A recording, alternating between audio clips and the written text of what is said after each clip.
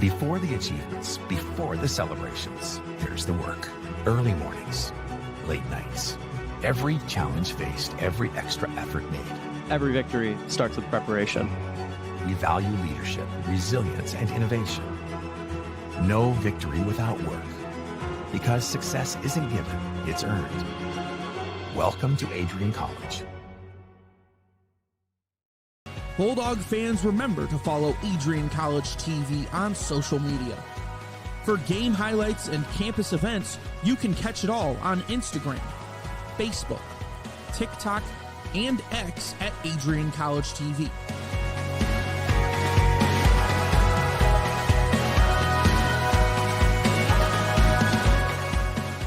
Don't forget to subscribe to our YouTube channel to catch all our future streams live and support your Bulldogs.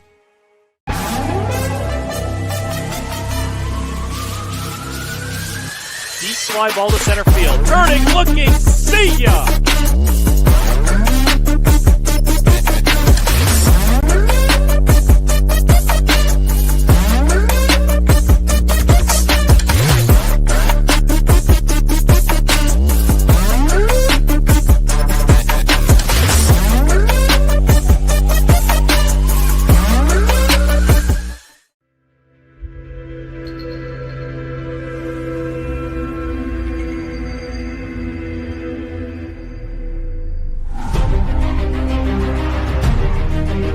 Continue to take pride and learn from Asa Mahan's leadership today.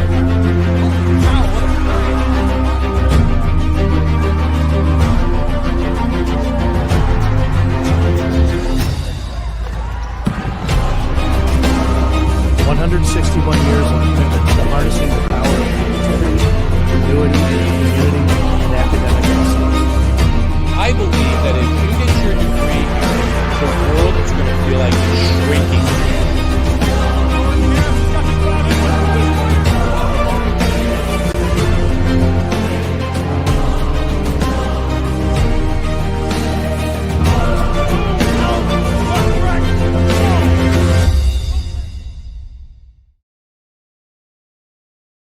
Your in-ear is, but mine was... I'm okay. Okay, yours is okay. My in-ear...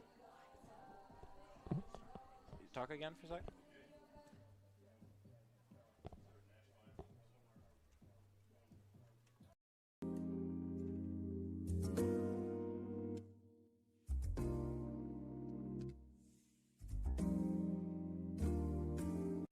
Welcome back to Adrian College Television, where the Adrian College Bulldogs softball team is getting set to take on Manchester College in a non-conference late-season match here from the Adrian softball field. I am Josh Mitchell, joined by Tate Wise. And Tate, this is a battle of two teams, kind of middle of the pack for both of these teams. Should be an entertaining game, despite it being non-conference this late in the year. Yeah, absolutely should be an entertaining game. Couple of teams that honestly they kind of struggle with being consistent and winning every opportunity they have. Adrian College sits at a record of 15-19. Manchester is 15-16. Both kind of 50-50. In and off and on games from both of them. But they both had games where they beat good teams. They just can't do that every day. That's what it seems to be with both of these teams.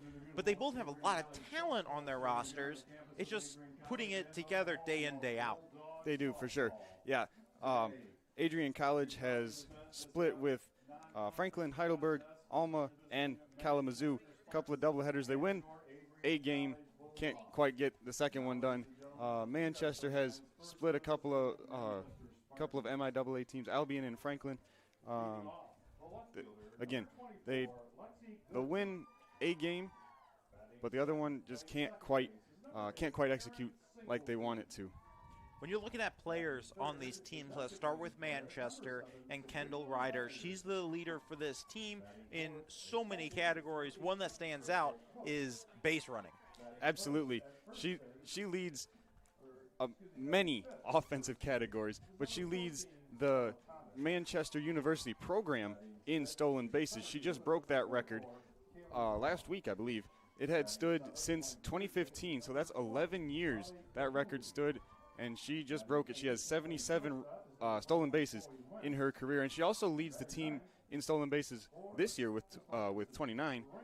She also leads the team in average, slugging percentage, extra base hits, and then also the interesting thing is she leads the team in walks. So like she's putting the ball in play, she's really hitting well, and then she's also simply finding ways on base too. That's a really well-rounded hitter. She's been spectacular, but a player who's been spectacular not just at her team in school, but in the nation in softball is Taylor Gearhart, as good as they come in all of D3 softball. Yeah, Taylor Gearhart, the center fielder for the Bulldogs, is on the watch list for the National Fast Pitch Coaches Association NCAA D3 Player of the Year. Another player that can really do a lot. She's she's hitting 500. Again, gets on base and really just does it all. Yeah, spectacular base running. And maybe a thing that goes a little bit unnoticed is her play in the outfield and center field. Excellent speed to chase the rundowns out there as well. So we'll step aside as we get set for this contest between the Adrian Bulldogs and Manchester College. The teams take the field now. When we come back, first pitch from the Adrian softball field when we return right here on ACTV. Welcome to Adrian College, where we believe in educating both the heart and the mind. With over 100 innovative academic programs and 10 cutting-edge institutes, you'll find a path that's right for you. Join our vibrant community of over 50 athletic teams and discover why we're recognized as a U.S. News & World Report Most Innovative Institution. Adrian College, where passion meets purpose. Your future starts here.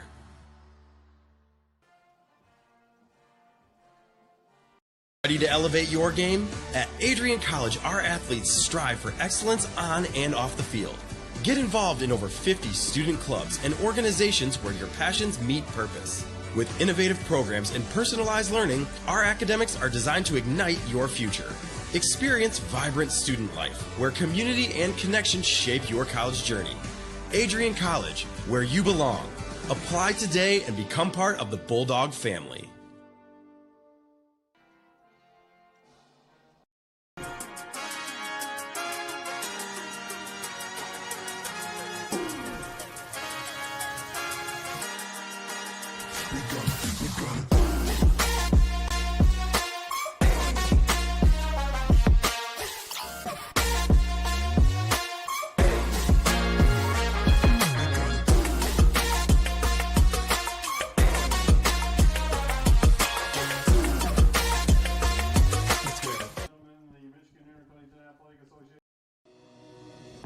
Hi, I'm Aubrey Morgan, the current student government president here at Adrian College.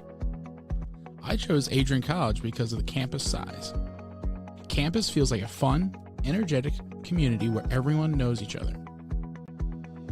If you want to see what Adrian has to offer for you, you can schedule an in-person visit at adrian.edu/campus-visit.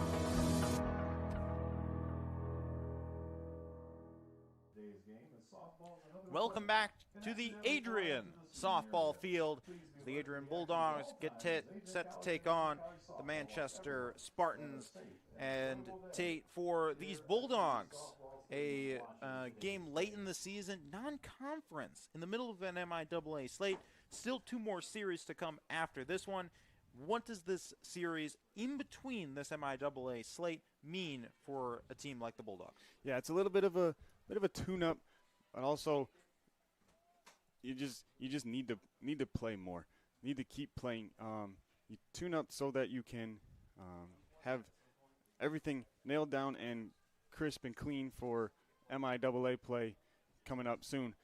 But you also have to just enjoy getting to play the game one more time. Enjoy to play the game they will, as the wind comes left to right as we will view the game on your screen. First pitch out here in this contest is wide for ball number 1. Game starting a little bit early here today, Tate, as we try to avoid incoming rain. We'll see how far we get into this game and potentially into game 2 of this doubleheader. Yep, that's the beauty of softball and baseball in the Midwest. Unpredictable. Soft tapper right over to short. An easy grab for out number 1. Yeah, it was a good swing, though. She hit the ball hard. And as a hitter, they teach you to send it the other way. And that's exactly what she did. Stayed back, drove it to the other side of the field, just hit it right to him. So out number 1 for Leon Utrup out on the mound as she throws strike 1 to the next batter. And for Utrup, she is pitching in her 31st inning of action. So that one in for strike number 2. A pair of nice pitches here against Singleton. As for Utrup, pitching a 8.67 ERA on the campaign. Yeah, a little bit high there. Little inflated ERA. Not exactly what you want to see. Again, need to be consistent. Another nice play right over to short as it's an easy cleanup for Carson Malinich as she's made 2 plays in the infield quickly to retire the first 2 batters. Yeah, 2 chances, and she's taking care of both of them. Good job, her. Leonard up next at the plate. She bats .358 on the season.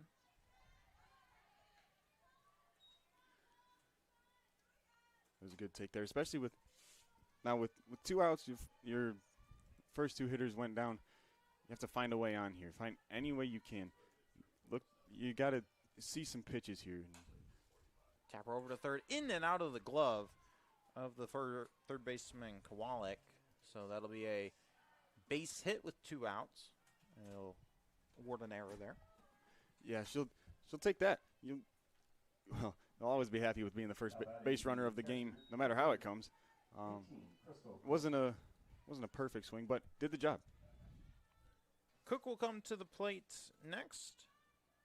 As we see the 4th batter of the lineup, that one misses outside. Yeah, Cook's job now is to keep the line moving. Move runners up, and keep something happening here.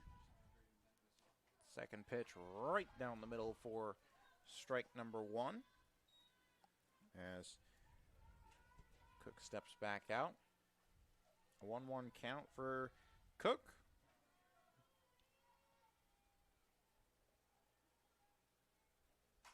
She pops this one to right field. Running up to corral it is Hannah Walker to retire the side. So an error given up by the Bulldogs, but they do retire the Spartans. No damage done, as we'll head to the bottom of the 1st when we come back. Bulldogs up to bat when we return here on ACTV. This is the Arrington Bookstore at Adrian College, the place to get game day ready, represent your clubs and organizations, and be Bulldog proud. With a wide selection of merchandise and a smile at every visit, stop by inside the Kane Student Center to pick up your Adrian College wares and make it another great day to be a Bulldog.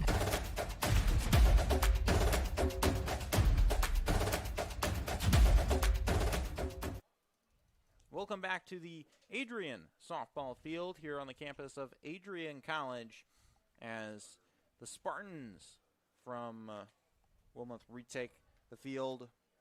And for the Bulldogs leading off, it's Taylor Gearhart, as good as they come in all the land, batting .500 average on the year in 124 at-bats, 62 hits, come around to score 49 times, has, maybe most impressively, 32 stolen bases as well. Yeah, 32 of 33 attempts. She is definitely a threat in all sorts of offensive categories here. Gearhart will be facing off with Bergen. Bergen with a healthy 3.99 ERA. First pitch is a ball, but in 52 innings of work, she's put together a fantastic campaign. Yeah, 52 innings in an ERA of around 3 is solid stuff. She doesn't doesn't let up runs scored. Not sure what's happening here. Moment here as it looks like some kind of equipment malfunction for the catcher Cook. She gets a fresh equipment piece.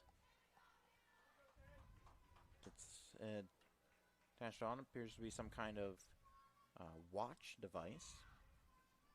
I would assume for pitch communication, though I don't know for sure.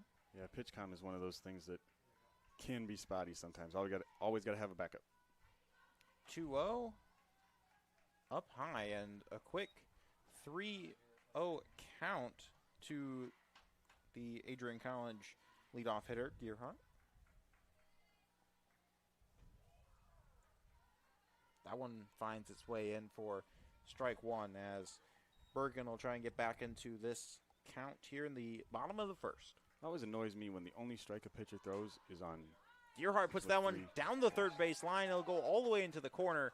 Gearhart will use that speed. She'll stop at second, and it's a double right down the third base line for Adrian's leadoff hitter, Gearhart. Yeah, really good swing there. She found a pitch that she could drive, and she did. Took it right down that line, and then Gearhart, she can run. She's going to take second any day of the week with a ball placed like that. Carson Malinich will be up to bat next, hitting second in the lineup as first pitch is fouled away. Bergen working very quickly out on the mound here, taking from pitch to pitch in very good order. Here's an 0-1. That one goes outside. Ball one for Malinich. She bats .360 on the year. Very solid secondary, swings and misses at that one. So down to a 1-2 count. Yep, bit out in front of that one. Now you got to step back in and battle. Make contact any way you can. That one low and outside as Malinich barely even set in the box before that one was on its way. Here's a 2-2. Malinich taps this one over to third. Corralled, throw to first. Now Malinich, but not enough to get over to third. The speed of Gearhart advances her from second to third. So with one out, it'll be Gearhart 60 feet from a leading run. Yeah, does a good at bat from Carson Malinich. With 2 strikes, you put the ball in play and move up a runner with less than 2 outs. You've done the job. First pitch to Abby Hoff is strike one. As for Abby Hoff, she'll be looking here potentially at a sacrifice fly action. Is in play for sure. She'll tap this one over to second. A good reaching grab and throw to first for the out, but a ball in play. That kind of speed scores Gearhart from first. Bulldogs lead 1-0. Yeah, again, way to do a job by Abby Hoff right there. That was a very good play by the Spartans' second baseman. That is Aaron Singleton. A good play there. A nice tapper from Addison Inskeep on the first pitch into center field. She gets a base hit single. That'll bring Hannah Walker to the plate now. Walker spent most of the season above a 300 average. Just dropped below it down to 297. Sure she'd like to get back above that 300 mark. Takes first pitch on the outside edge for strike one. Yeah, I don't hate that take. You're not going to do a whole lot with that. That one way outside for a ball number one. As for Walker, the 297 on the season, 30 hits. Takes that one, again, very, very outside edge for strike two. As we go to a 1-2 count with 2 outs, a runner at first. Swings at this one, puts it in the gap to center field, and that'll be a base hit. And oh, the ball gets by the center fielder. That'll bring the runners around. The ball slow to get in, and it's coming all the way around to score from first is Inskeep. That was really well done by Walker there. With 2 strikes, she knew that pitch was going to get called a strike. She had it called on her twice. So she put it in play, and she put it in play well. Drove it right back up the middle, and then the error scores a run. Really good at bat, really good sequence there for the Bulldogs. So damage from first. Inskeep scores as the Bulldogs take a 2-0 lead in the first inning. Peyton Russell to the plate now as Walker will sit at second.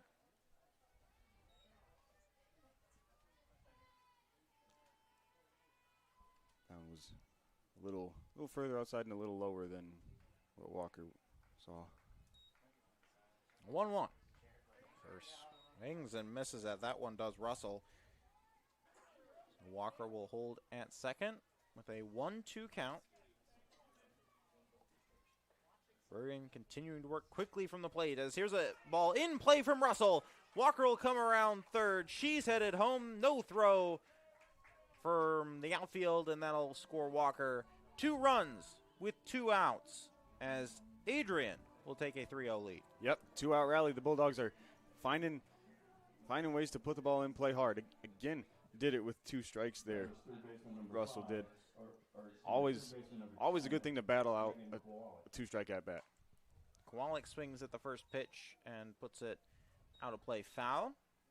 As for Megan Kowalik, she's another one of these Bulldogs batting over 300 as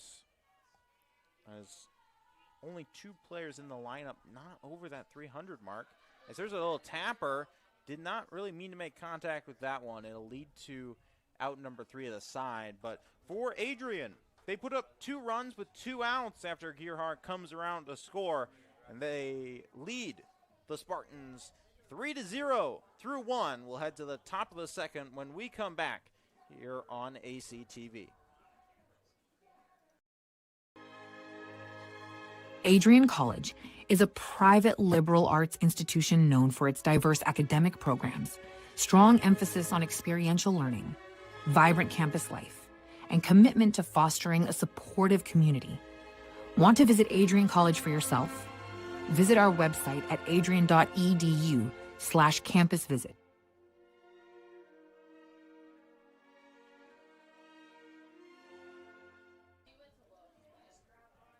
Welcome back to the Adrian softball field, where the Adrian College Bulldogs claim a 3-run first inning lead over the Spartans from Manchester, as Adrian, a 3-0 advantage early here and came one of this doubleheader, and not only that, but did damage with 2 outs.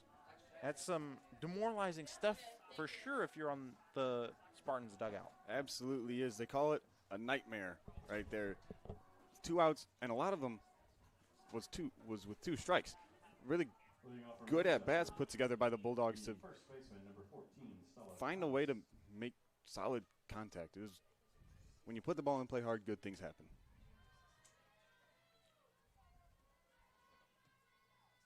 Cloudy skies over the Adrian softball field here in Adrian, Michigan. First pitch of the second inning from Utrup. Lines outside for ball 1. It was kind of close to what was being called against the Bulldogs, but I guess it was further out that time. Finds that one on that outside edge. And Utrup picks up strike 1. Really strong stuff from Utrup so far through the first inning and the first couple pitches here. Here's a 1-1. That one, ooh, just misses that outside edge. As Thomas watched that one go by. Thomas for Manchester, her 30th at-bat of the season.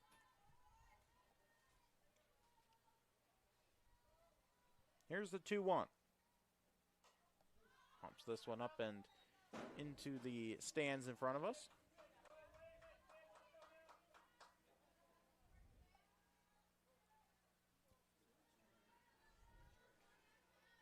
The Bulldogs in their full black uniforms today.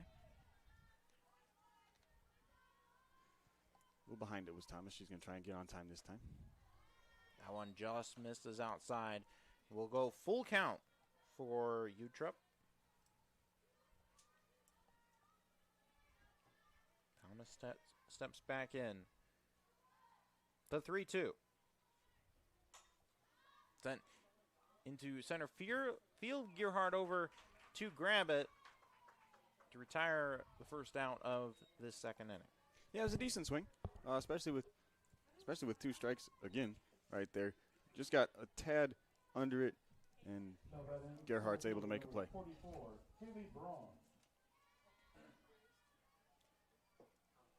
First pitch to Braun. She taps this one overhead for Braun. Her first at bat of the year.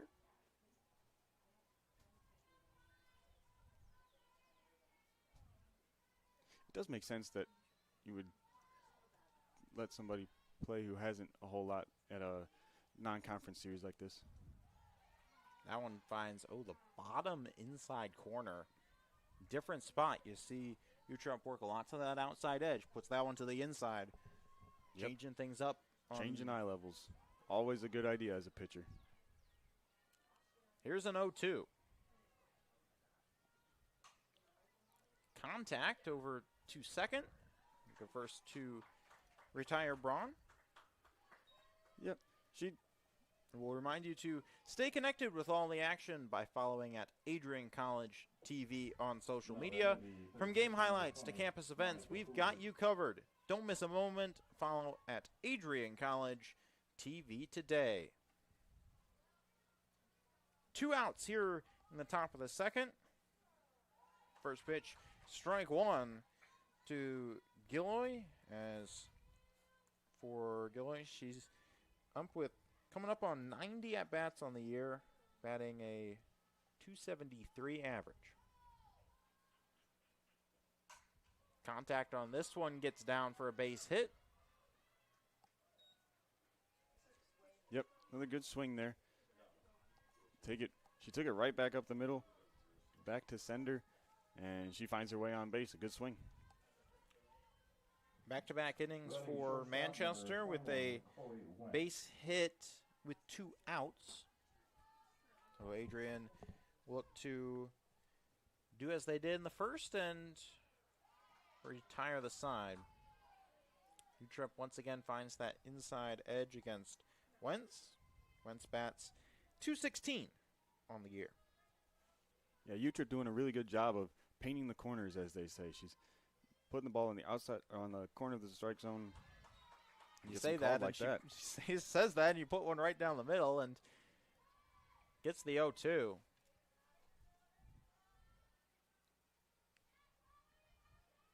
Needs to finish it off here. The Bulldogs do. Trying to do so with the 0-2. High and away. A good job behind the plate for Emily Schenkel to corral that one.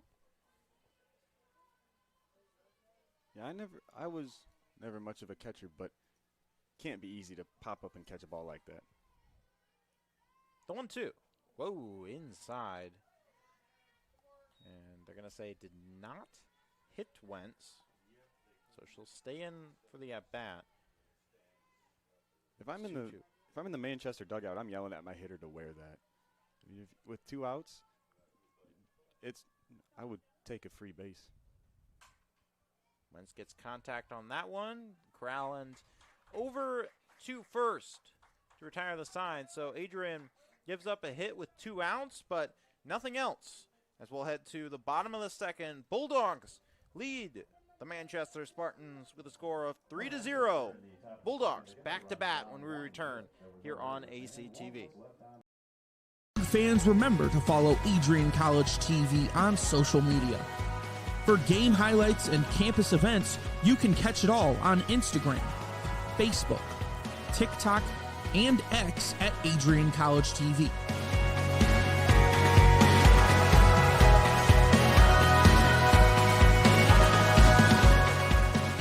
Don't forget to subscribe to our YouTube channel to catch all our future streams live and support your Bulldogs. Welcome back to the Adrian softball field, where Adrian College leads Manchester with a score of 3-0. 6 hits between the two teams through first inning and a half, as both teams in game one of the doubleheader with some opportunities offensively.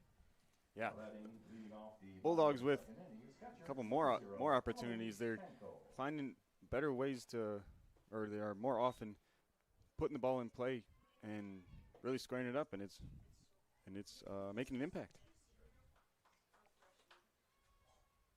Of course, Adrian was able to bring several of their runs around, helped out by the one and only error in the game.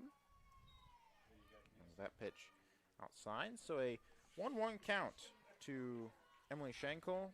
Schenkel playing behind the plate, catching here in this game. One of a couple different catchers the Bulldogs have played time in this season, depending which pitcher has been out there. Schenkel with the action today, and she taps that one over third base and out and foul. Just a bit early on that one. As a hitter, you see the ball going down the line like that, you're hoping, oh, please, stay fair, and then it just doesn't.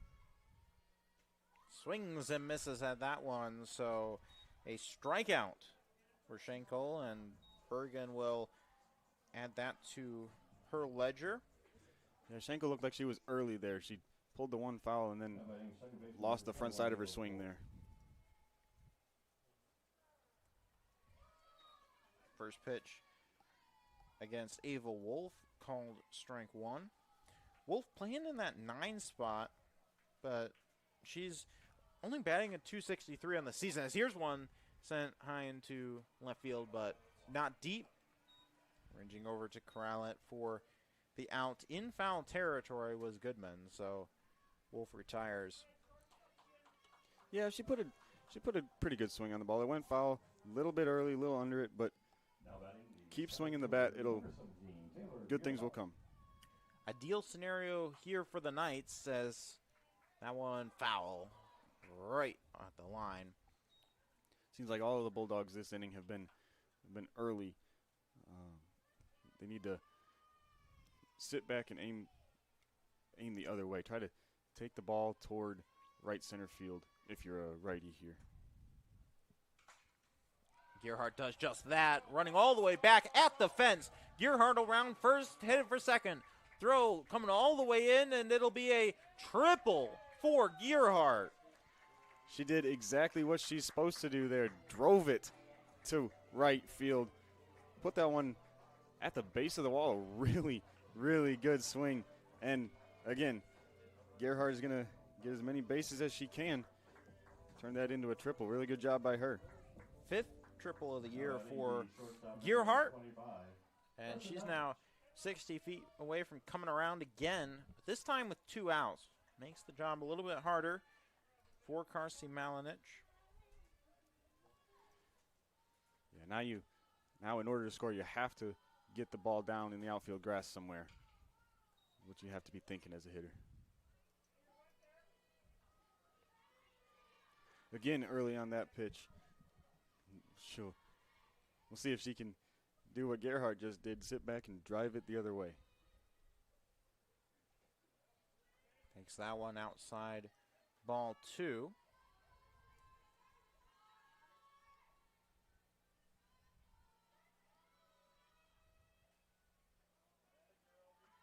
A couple of good takes there.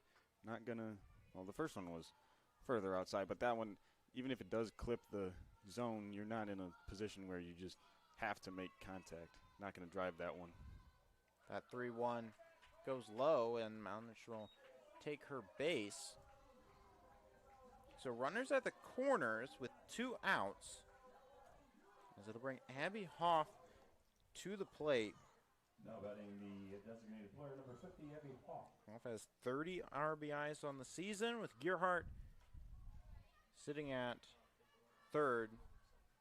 Looking for another, and Malnich makes an easy trot over to second. No way you risk that throw with Gearhart at Absolutely third. not.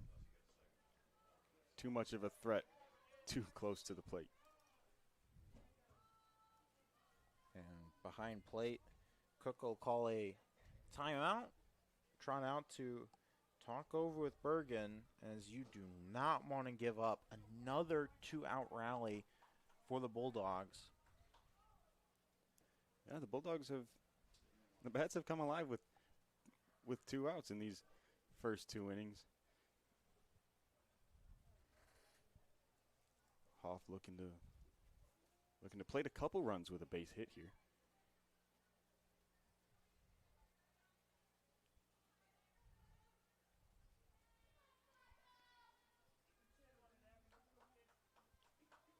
Hoff steps back in. Trying to bring Gearhart home.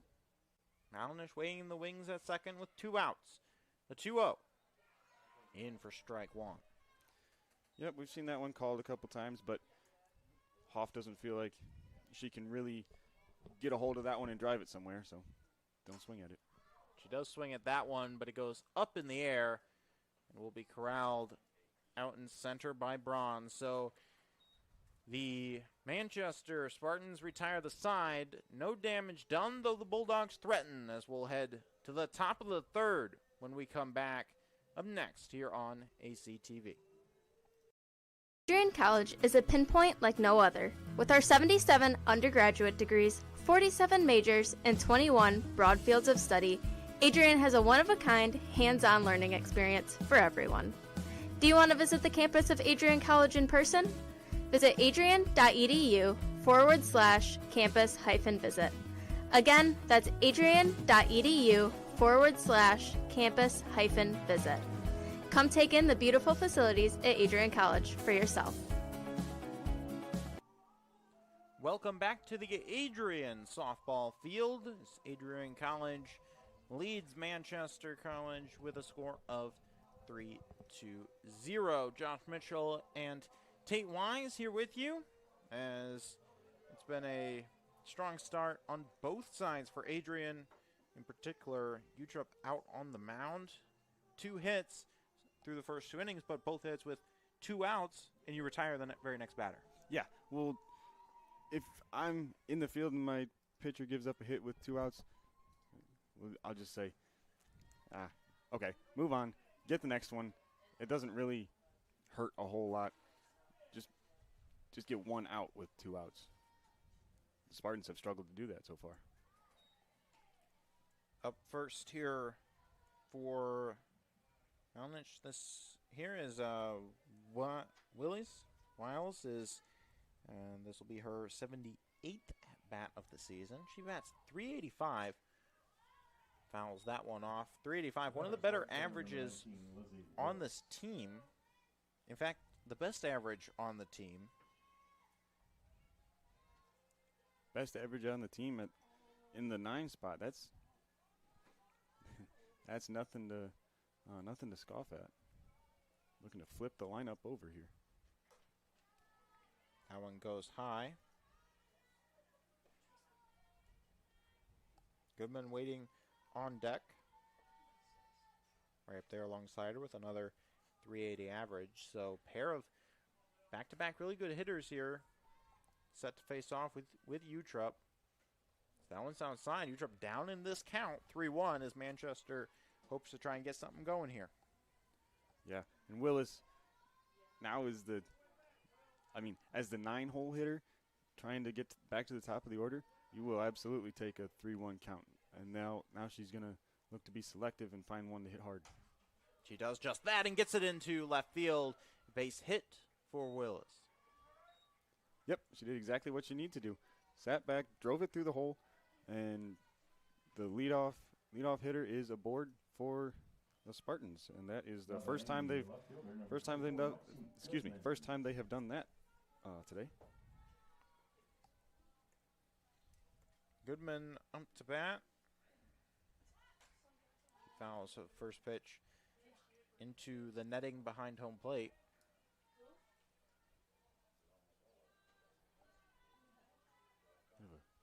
slap swing there. Trying to move runners up. An 0-1 count. Yeah, 0-1 count. Shows bunt for a moment, but can't get it on it.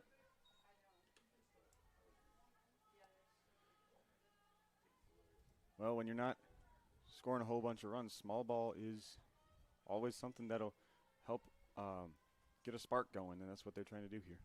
1-1. Goodman taps that one into the grass behind left third base. A little late was Goodman there. On the last couple of pitches that she swung at, she was a tad late. She fouled them both down the third base line. Big pitch here, a 1-2 with a runner on, no outs. Goodman puts this one in play, over to short, to second for the first. No throw to first base, but they do retire Willis at second. Yeah, not the result that Goodman probably wanted there. Not a great swing and hit it right to the shortstop Malinich, who's making lots of plays over there, and she grounds into a fielder's choice. First pitch is a ball to Singleton, the second baseman for the Spartans. Trying to make some progress against this Adrian defense. I've yet to advance a runner past first. That one just misses inside, ball 2. Another favorable count for a Manchester batter. Yep, another favorable count. And they haven't, up till now, they haven't done a whole lot when they've had favorable counts. They've had some good contact, good swings. Extend the count here, now 3-0.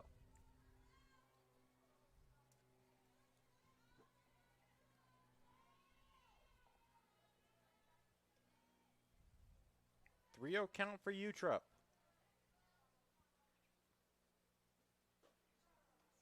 Gets that one. Singleton thought she had the walk. She'll have to find her way back to the batter's box. Yep, didn't quite sell it there. Acted as though she walked. She probably thought she did, but close one, gets called a strike. 3-1. Oh, inside. That one hit Singleton in the back of her leg, but she makes a quick trot down to first. Yeah, shook that one off pretty quickly. It doesn't feel great to get hit by the ball, but it always feels better knowing that you have a free base and you moved your teammate up to scoring position. The teammate moves to scoring position. First time we can say that for a Manchester batter today. And Mountain Visit not out here. This is just the infielders and the players for this Bulldog team having a discussion. Utrup struggling a little bit here to start this third inning. She's pitched really well through 2. What can she find to recover now with adversity? First time we'll have 2 runners on. Yeah, needs to take a deep breath, reset, get back to doing what you know you can. Leonard to the plate. She recorded a single her first time up. Yeah, she recorded the first hit for the Manchester Spartans.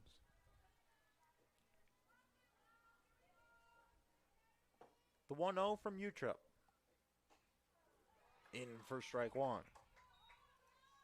Utrup trying to relocate the zone here. Yep, she's been doing fine. Just a couple of at bats didn't quite go her way. This one, tapper over short, in and out of the glove at short. Throw to first, not in time, as Manchester will load the bases against the Bulldogs. Yeah, Malinich, who has made 3 or 4 solid plays. That one had to charge in on it. It's a play she's gonna She wishes she had, but it's a tough one. Tough one to charge in on that and get set to throw. Doesn't quite make the play, and the bases are loaded now. Crystal Cook to the plate. Takes first pitch. Strike one. Bases loaded. Only one out. Trump trying to hold the line for Adrian. Cook trying to bring runners home. Takes that pitch for ball one. Important for Schenkel behind the plate as well. Make sure you don't let one get to the back netting. Absolutely. And now, always tell your catchers to be a wall. Don't let anything sneak through, especially in a situation like this. Here's a tapper over to third. Toss to home for out number one. Throw to first not in time, but the throw to home does retire the first, and now the second batter of this inning. So bases remain loaded, but now with 2 outs. So a good result there for the Bulldogs. Yep, Bulldogs will take that one. Weak tapper to third, where you get a force at home to prevent a run from scoring. That'll always take that. The Bulldogs will. It'll go to Thomas to try and make something happen here. So Thomas, a freshman from Fremont, Ohio, trying to get some runs on the board for Manchester. She sends this one into left field, ranging back to corral it. Was Malinich from short. So the Spartans load the bases, but can't bring runners home. The score will hold. Adrian leads Manchester 3-0. We'll head to the bottom of the third when we return here on ACTV. The Adrian College Media Production House provides opportunities for students to learn and grow live on the airwaves, just like Matt Kibbe. I've gotten a chance to create a relationship with coaches and teams and learn more from people instead of trying to teach myself something. Got an opportunity to expand my knowledge of sports, hone in on my skills as a broadcaster, and learn about equipment in different ways. You get more of a connection with professors as well. Providing opportunities, growing leadership. The Adrian College Media Production House. Thanks for tuning in.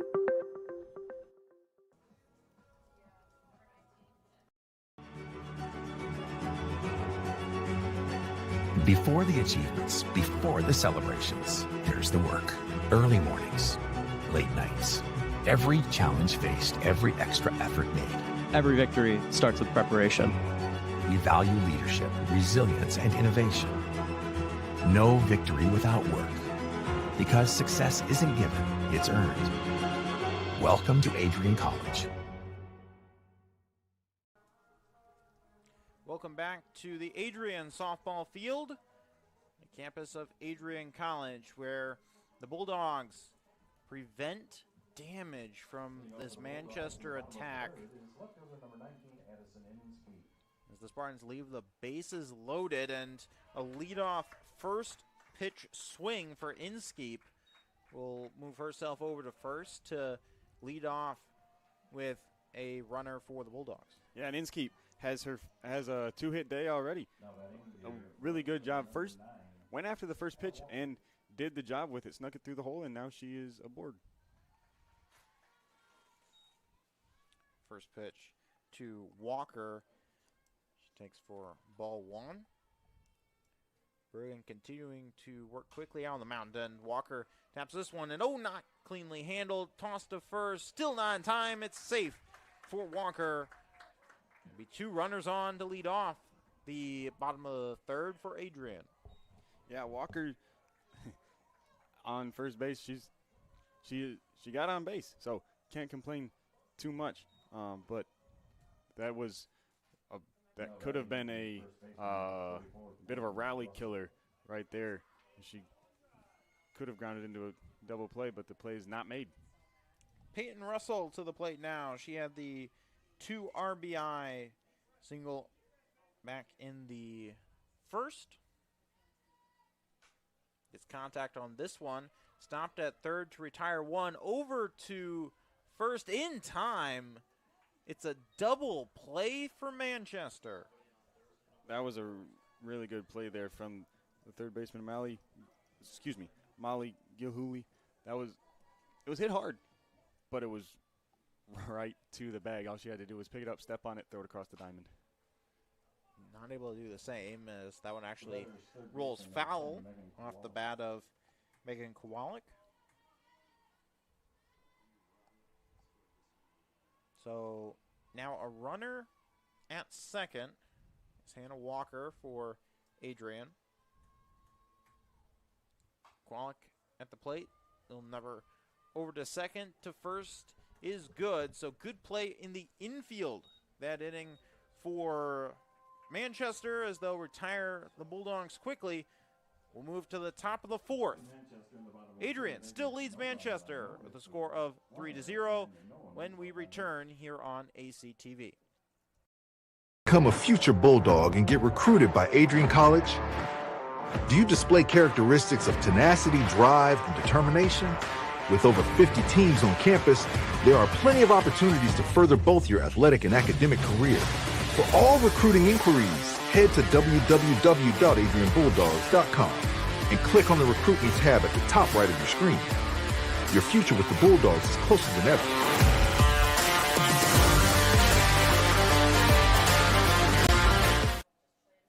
Welcome back to Adrian College as the Bulldogs defense retakes the field after giving up several hits and an error in that third inning, but you didn't give up any runs. Right. You survived it. You got around it, and now it's time to clean things up. You kind of you take a deep breath and go, all right, we made it. Let's do better this time. Utrop back out on the mound, approaching 50 pitches so far in the game. This is game one of the doubleheader between these two teams. We're only going to the 7-inning mark. So now at top of the fourth, Adrian scored all three of their runs in the bottom of the first. Leading off, it's Braun for Manchester. Her second at bat of the game. Second at bat of the year is a strike straight to Malinich. Didn't even have to move her feet for that one. Yeah, really good swing. And Malinich is just right there. That's the pain of softball and baseball, is you do everything right and you still get out. Gahuli up here. She sends a tapper over. Malinich can't field that one on the awkward bounce, and it'll be a single for Gahuli. And then kind of on the other side of the spectrum there, a little looper gets over and does get down for a hit. Baseball's a funny game sometimes. Excuse me, softball's a funny game. I think both are funny games sometimes. Yes, they are. So runner at first, one out. A tapper foul here for Wentz to get her at bat here, her second at bat of the game. Yep, a little late on that first one. That's what you're telling yourself as a hitter if it goes foul the other way. Fouls the same way.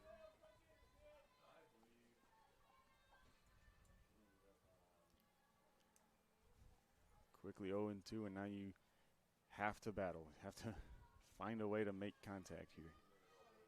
Down by 3. See how aggressive the Manchester batters start getting. As here's a tapper over to third. Slung to second is good for the second out. Wentz does replace the base runner at first. Yep, she did a job of finding a way to put the ball in play with 2 strikes. Just not the result that she or her club wanted. Not a lot of power today, really, by either team. We've seen a lot of balls in the infield as well. There's a dangerous one up high. So, second hit batter of the game for Utrop. But Willis is good to trot over, take her base. Umpire checks, make sure she's good. She's smiling back at him. A little bit scary there. Went up that one right in the head. Doesn't feel good from either side. Doesn't feel good to hit anybody there. 2 runners on now with 2 outs. Goodman to the plate. She watches first pitch go by, 4-1.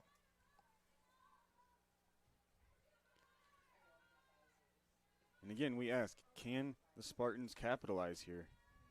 They have 2 outs, so need a clutch base hit. That's what they've struggled with all year. They just can't quite find the hit with runners in scoring position, and it leaves runs out there that don't come across the plate, and that's why they lose a lot of games. 2-0 count here for Goodman, so an opportunity maybe to find something. As Utrup gets back in the count, now 2-1. I should rephrase myself. That's in the losses that the Spartans do have. The part of the reason is they aren't clutch with runners in scoring position as they would like to be. Foul there will even the count at 2-2. Manchester's left 5 runners on base with no runs scored so far.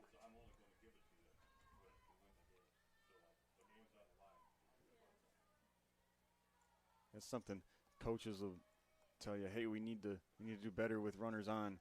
And as a hitter, you're like, well, I wasn't trying to get out, but it's something that you have to find a way to do, find a way to bring something across the plate. Full count for Lexi Goodman. The senior swings and fouls that one away. Oh, came right back. Did it hit a pole? It did. It hit one of the light poles back behind the Manchester dugout. That takes some skill to do that. That's a really small Never seen target. that one before. Yeah. Full count once again with 2 outs. 2 runners on to Goodman. She taps this one over to third. Corral and thrown to first is good to retire the side. So runners on. Nobody scores once again for Manchester as Adrian maintains their shutout and their 3-0 advantage as we'll head to the bottom of the 4th when we come back here on ACTV. If there was one word I was going to use to describe the communication arts program at Adrian College, it would be unique. Students find themselves on the radio, in front of and behind the camera, and directing their own programs. Students learn in a personalized environment that sets them up for a world of opportunities. Are you ready for your moment in the limelight? Learn more about the Rush Communications Center and Adrian College's communications program by visiting adrian.edu today. Welcome back to Adrian College. As for the Bulldogs, it'll be Schenkel, Wolf, and Gearhart here in the bottom of the 4th. As since that 3-run inning to lead off, Byrne has done a better job on the mound. As here's one sent foul into the corner. Again, a really good swing from Schenkel, just a tad early on it. Schenkel did strike out last time up. The only strikeout of the game so far. That's not a good feeling to have the only strikeout of the game. Looking to make some adjustments here now. 1-1 count. One outside, continuing to work quickly from the mound. It's a good thought from Bergen to try to hit the outside corner. Good contact from Schenkel. Bounces it over the glove of Gilly at third. Yep, Schenkel does the job here. Finds one that she can drive and got it into the outfield grass, and the leadoff runner is aboard for the Bulldogs now. That'll bring Ava Wolf to the plate. Watches that one go by inside. For Wolf, bats 263 of her 80 at-bats on the season. Bang from that 9th spot. Take that one, strike one. That's that outside corner that we've seen called with, unless you have 2 strikes, probably not going to go after that one. So on that one once again, Wolf will step back in with a base runner on. That was low, another ball. So a 3-1 count. And big chance here for Wolf. A spot she's had success in the season as a 9-hitter. Trying to get on, because you know Gearhart's up next. And you want to give base runners for your best hitter, and that's exactly what Wolf does. Yeah, does the job. They call it turning the lineup over. Get it back to the top, back to your best hitters at the plate. Gerhardt now, she has a double and a triple today. So with runners on, it's a dangerous hitter. Gerhardt swings at the first pitch, pops it into center. So the runners will not advance, not quite deep enough for that. So Gerhardt, we talk her up and flies out to center. Yeah, a bit of the announcer's jinx there. I apologize. It's my first one as an announcer. Still a good swing, though. Just hit it, again, pretty much right to her. Got a little bit under it, so. Yeah, just it kind of did. The ball's not flying deep very much today. So we'll see if anybody can find some depth. As now, with 1 out, it'll be up to Malinich to try and advance the runners. Swings and misses at that one. And she was trying to put one back to the fence. Yeah, she was. That one probably not the pitch that you're going to take over the fence, though. It was low and outside. She chased it. Light tapper there. Kind of cuts off a couple of the runners. No throw from Wentz as she does touch second. So it'll be runners at the corners for Adrian with 2 outs. Yep, and now the Bulldogs are in a similar situation to what the Spartans were in the top of the inning. They need a clutch hit here, and it starts with good contact, finding a pitch that you can hit hard and taking a good, solid swing at it. Can't go up there thinking, okay, I have to hit this out of the ballpark. Hoff does send that one deep, ranging over and collecting it out in front of the fence was Braun to retire the side. So a couple of hits for Adrian, but they leave 2 runners on as we maintain this 3-0 game headed to the top of the 5th. When we come back, Adrian College softball when we return here on ACTV. Adrian College TV is a fully student-run broadcast team bringing Adrian College sports to life through live streaming. From camera operators and directors to announcers and sideline reporters, our crew captures every angle and every moment. ACTV prides itself on providing the best experience working around broadcasts to gain the most amount of experience in the field before entering the workplace. Want to be part of the action? Join ACTV and email us today. Welcome back to the Adrian College softball field. We'll remind you that 107.9 WVAC, the voice of Adrian College, is now on the Live 365 app. You can stream from anywhere by downloading the app and searching WVAC Adrian. We'll head to the top of the 5th of game 1 of this double header. So only 3 opportunities left for Manchester to crack through this Adrian defense and get some runs on the board, but they've held with the Bulldogs in terms of hitting. They have 7 hits in the game and yet to bring a run across. Yeah, again, that's what I was referring to earlier. That's what they seem to do. They do get a lot of hits. They need to find a way to come through when they have runners aboard, because that's that's how runs are scored, is when you drive in runners in scoring position, unless you have the big power to send one over the fence, but we haven't seen that yet today. This one's sent right dead center. Gearhart corrals it back there, so a leadoff single for Singleton, as she'll make her way over to first to bring up Leonard. Leonard now 1 of 2 in the game. Number 7, Sabrina Leonard.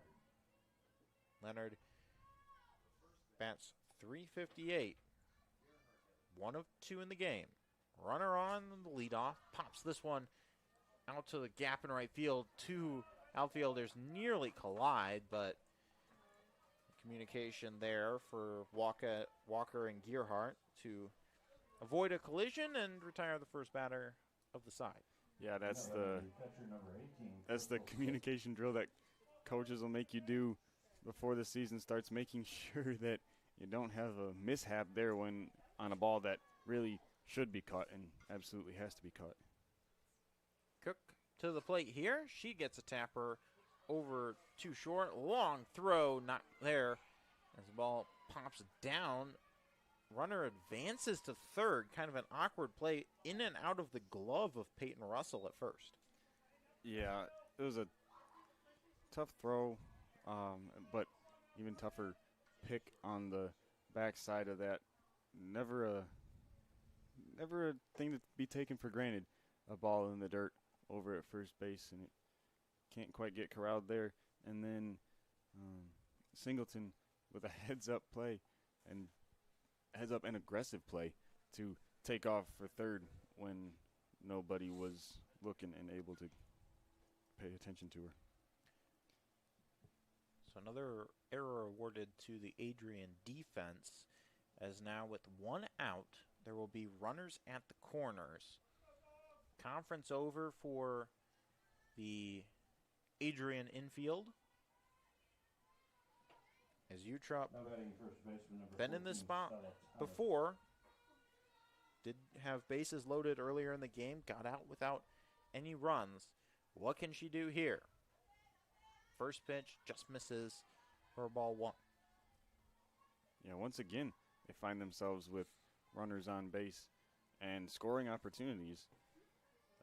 Again, we have to pose the question, can they capitalize it? And she will do just that. An RBI to bring home the first run for Manchester for Thomas. That was exactly what they've been looking for much of this game. Finally got a solid contact, drive it back up the middle with somebody in scoring position, and it brings home their first run of the game. And they'll make a change in base running. So they'll bring in a sophomore Addison Wettrick over to first base to do a little bit of base running. Your attention, please. Now pinch running at first base is number 9, Addison Wettrick. As Braun back up to the plate. Her first game batting this season, 0-2 so far, though she has made contact. Yeah, she made really strong contact in her last at-bat. It was a hard line out to the shortstop, Malinich. We'll see what she can find here with 2 runners on. She does get contact again. This one's soft, over to short, over to third for 1 out, as it'll be still 2 runners on, but now 2 outs. I like the play there from Malinich. She could have thrown 1, but knew that the lead runner was going to be forced out at third, and she had time to get the ball there and get the out there. Now they still have the force at every base. And almost a mirror image of the play we just saw. No, that was not a replay. That was a tab over to Malinich to Kowalik to retire a batter. So that is runners on. 1 run does score. So we go to a 3-1 scoreline. Manchester trying to work on the comeback. Adrian trying to pull away when we come back here in the bottom of the 5th on ACTV.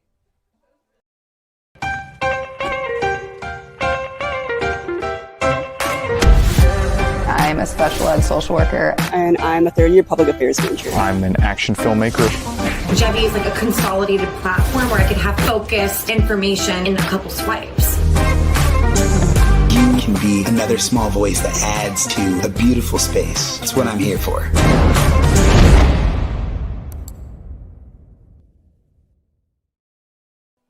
Welcome back to the Adrian softball field. Josh Mitchell and Tate Wise here with you. And for the Bulldogs, they'll be bringing up Inskeep, Walker, and Russell, the center of this lineup.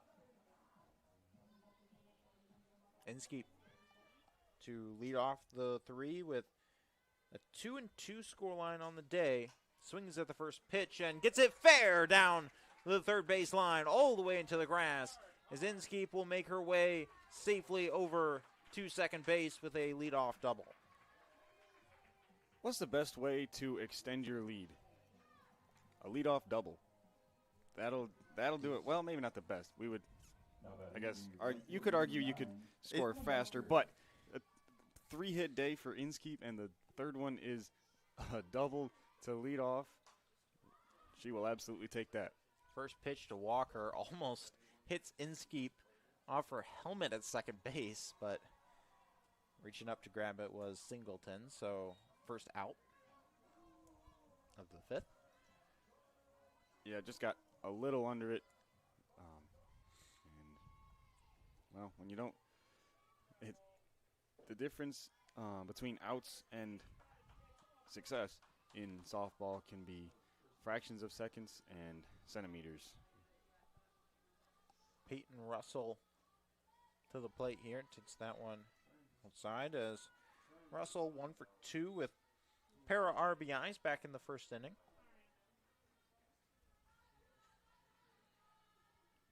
The 2-0. That one finds the bottom of the zone, strike one. Again, a decent take. If she's not going to drive that one somewhere, leave it alone. Russell drives that one down for a base hit and all the way to the wall in center. Inskeep will score. Russell will make her way around to second and stop there. Yeah, with a runner at second, I always tell you, trade places with her, and Russell does just that. Drives it straight back up the middle, and Kaylee Braun out in center can't quite get a hold of it, and it turns into extra bases. Pinch runner out for Adrian, as they'll bring in the freshman Catherine Bush from Wilmington, Michigan. Get a little bit of extra speed out at second with only one out. Opportunity to get another run around the bases. That one low and inside. First pitch to Kowalik. It's a ball one. Yeah, don't overlook base running. It's a part of the game that a lot of people don't really pay attention to. Kowalik gets some contact over to short. Throw to first in time. Throw to third. Tag gets her. Good throw, corner to corner, as Manchester retires the Bulldogs. But Adrian does get a run across to get back that 3-run lead, as we'll head to the top of the sixth. It's 4-1 your score. Bulldogs lead when we return here on ACTV. Adrian College is shaping the future of higher education and leading the way in innovation and excellence. Ranked first in most innovative schools and second in best value in undergraduate teaching in the Midwest by U.S. News and World Report, Adrian College is recognized for its commitment to innovation, quality education, and affordability. Offering 71 undergraduate programs, 13 graduate programs, and a 1-to-15 faculty-to-student ratio, our students receive personalized attention and a cutting-edge education. With state-of-the-art facilities, 10 academic institutes, and 50 competitive sports teams, Adrian fosters growth both inside and outside the classroom. From small class sizes to championship-level athletics, we provide the tools and experiences you need to succeed. Join a community that prioritizes your success. Start your journey with us, where your potential is realized. Discover Adrian College.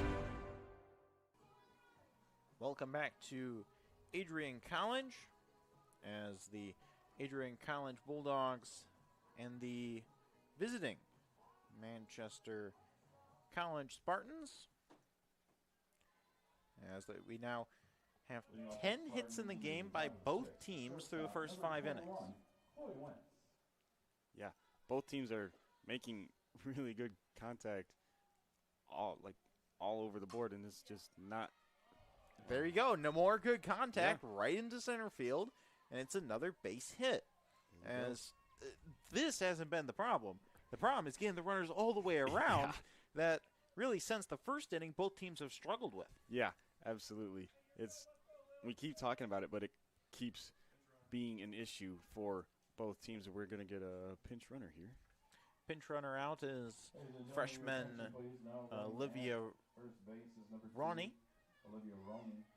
As she's out to pinch run from first. Makes sense. Extra speed with a leadoff single. Yeah, and again, I said it in the last inning. Don't overlook base running. It's not just you hit the ball. Okay, I run. There's a little bit of an art to it. Utrup puts that one high and inside. Ball 1. Utrup got to be careful here. Don't want to get too far behind an inning. That's one thing she's done overall pretty well, staying ahead of the base runners.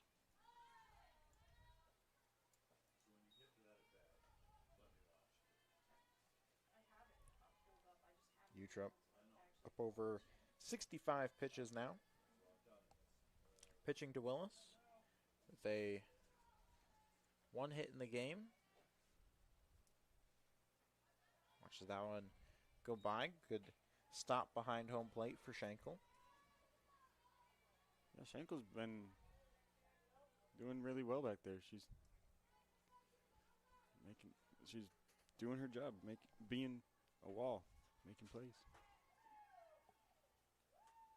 A couple light sprinkles falling here at the Adrian softball field. As here's one bobbled for a moment, but still able to corral it was Malinich.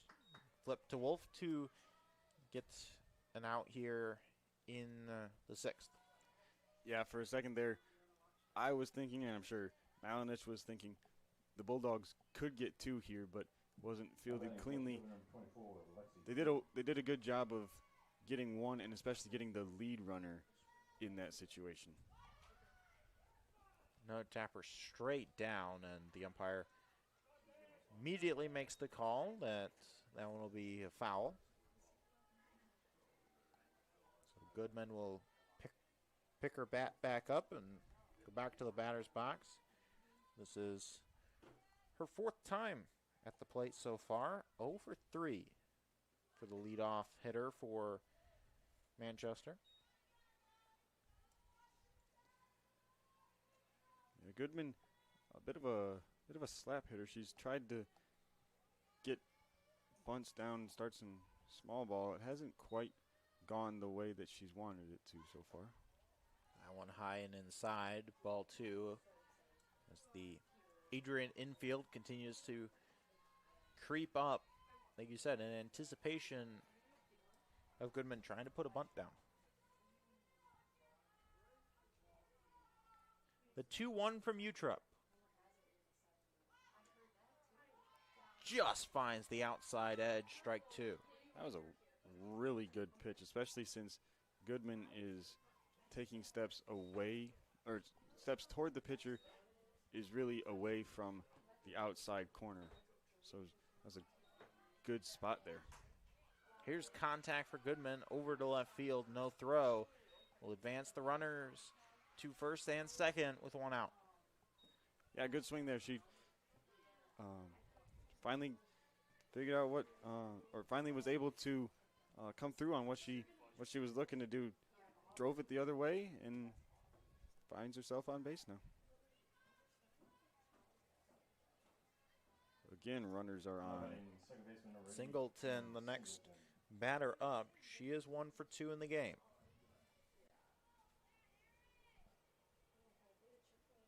Swings at the first pitch. Over to third. Tags third base. No throw, but you pick off the lead runner. 2 outs now. And the Spartans, again, are in danger of squandering a leadoff hit and, well, a couple of hits, but again, need to find a way to come through here if you are Sabrina Leonard. Leonard to the plate now. She is 1 for 3.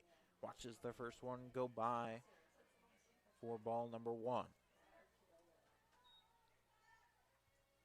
2 runners on, 2 outs.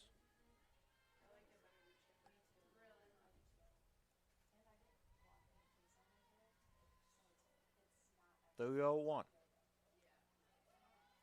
Just finds outside for now a 1-1 count. No, a 2-0 count. Yeah, the board shows 1-1, but 2-0 count is correct. Yeah, I thought it was outside, and then I saw the board and realized I must have been wrong. But that one finds the strike zone. So now a 2-1. So we keep talking about hitters need to come through in the clutch here, but how does one do that? It comes from finding a good pitch to hit and not missing it. You need to. It's discipline of finding something that you can actually put a good swing on, and then going through and putting that good swing on it. Leonard at 2 strikes now. Her job is to just put it in play somewhere. 3-1 count. Oh, excuse me. As there it stands back in. Swings in that one over to third. Not fielded cleanly. Throw to first. Got him at first. Long throw across the diamond to retire Leonard from Kowalik as the Bulldogs will strand multiple runners again for Manchester. We'll head to the bottom of the 6th. Bulldogs continue to lead. 4-1 our score. Adrian back up to bat when we return here on ACTV.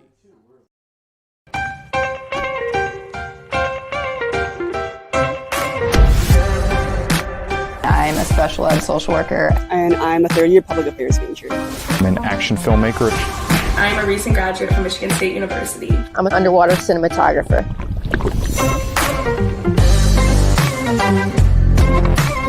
So I didn't really decide I wanted to become a pilot till after college. Jevy is like a consolidated platform where I could have focused information in a couple swipes. Involve yourself as many opportunities that you can. The number one most important thing is knowing your own weaknesses. Proper planning. Breakfast. It's always something different, something new. The fact that you can be another small voice that adds to a beautiful space. That's what I'm here for.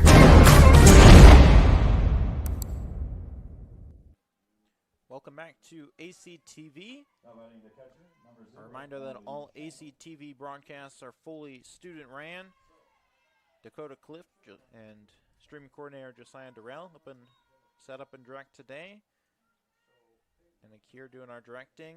Tate Wise and myself, Josh Mitchell, on the call as Bulldogs back in action with a pop to the gap in left center for a leadoff base hit for Schenkel. Yeah, that's her second hit of the day. A good swing. She got just a tad under it, but it was in the right spot. Braun couldn't quite get to it. To bring a towel out for Ergen as she'll to dry things off as the rain is incoming here in Adrian. The first sprinkles starting to fall at the Adrian softball field.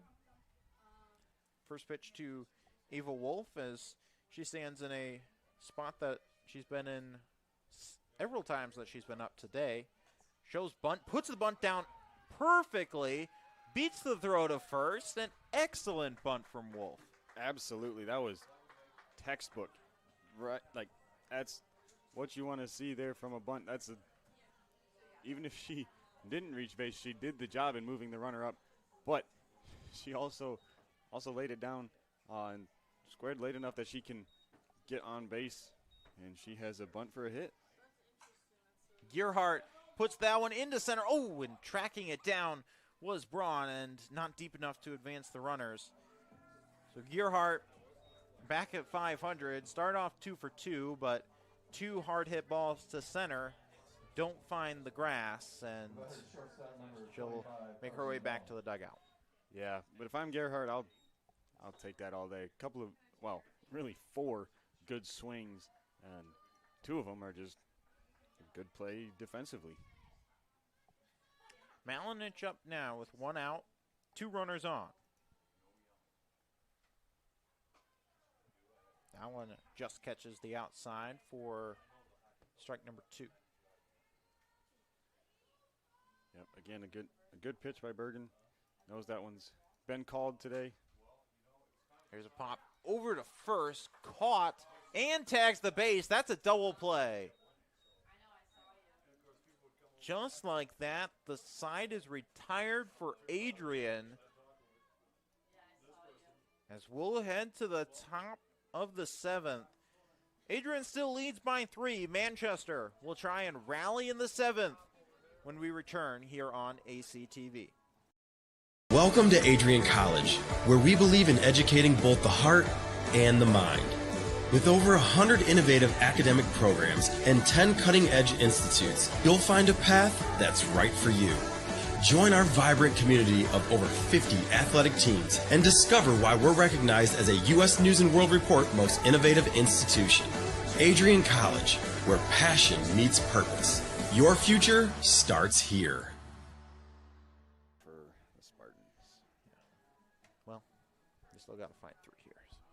Welcome back to the Adrian College softball field with the top of the 7th inning. Adrian leads Manchester by a score of 4-1. One more chance here for Manchester.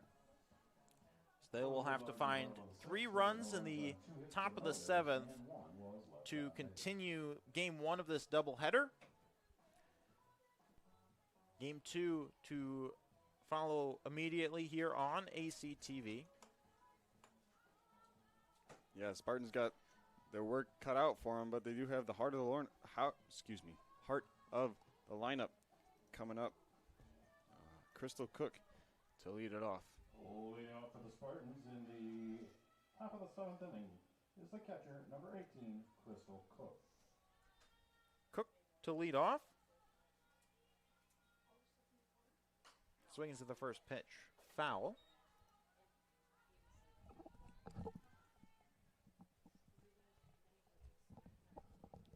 Little early there and rolled it over. Needs to sit back. When she had her weight out in front of her and has to rely on the hands with the swing. Not a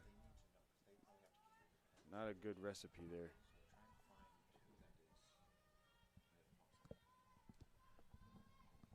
The 1-0 swung and sent to center to Gearhart. She collects that one for the out. Yeah, but if you're Crystal Cook, you're walking away from that swing right there going, man, I put a good swing on the ball. She kind of corrected the issues that she had with her first swing of the at-bat and hit the ball hard. Is just right at somebody.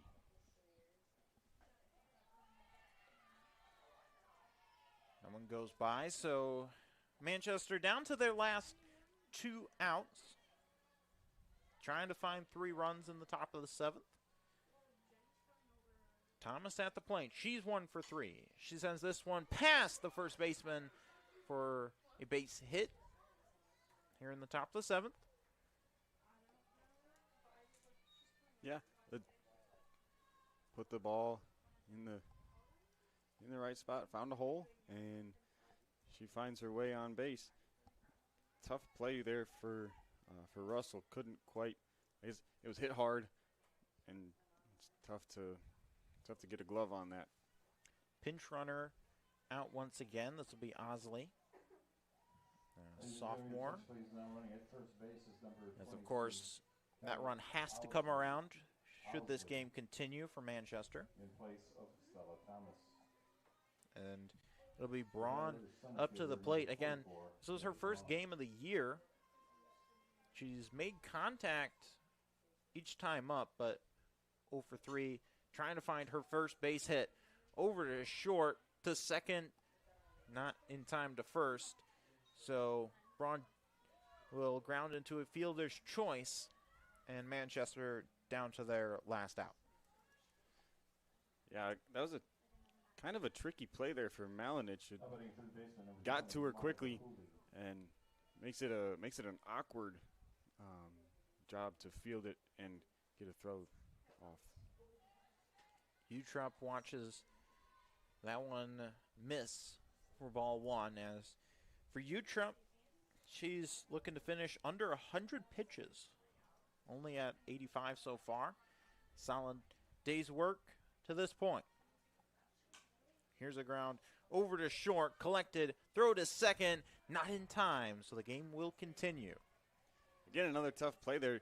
Malinich has to go back into the hole between short and third, and she did a good job to just to knock the ball down and field it cleanly. And then it was a tough throw to second. It was close, but it was a good effort. It was just not quite there. Meeting out on the mound briefly here for the Bulldogs, as they are talking things over with Utrop. High fives all around as they know they're 1 out away, as Wentz represents the tying run here at the plate.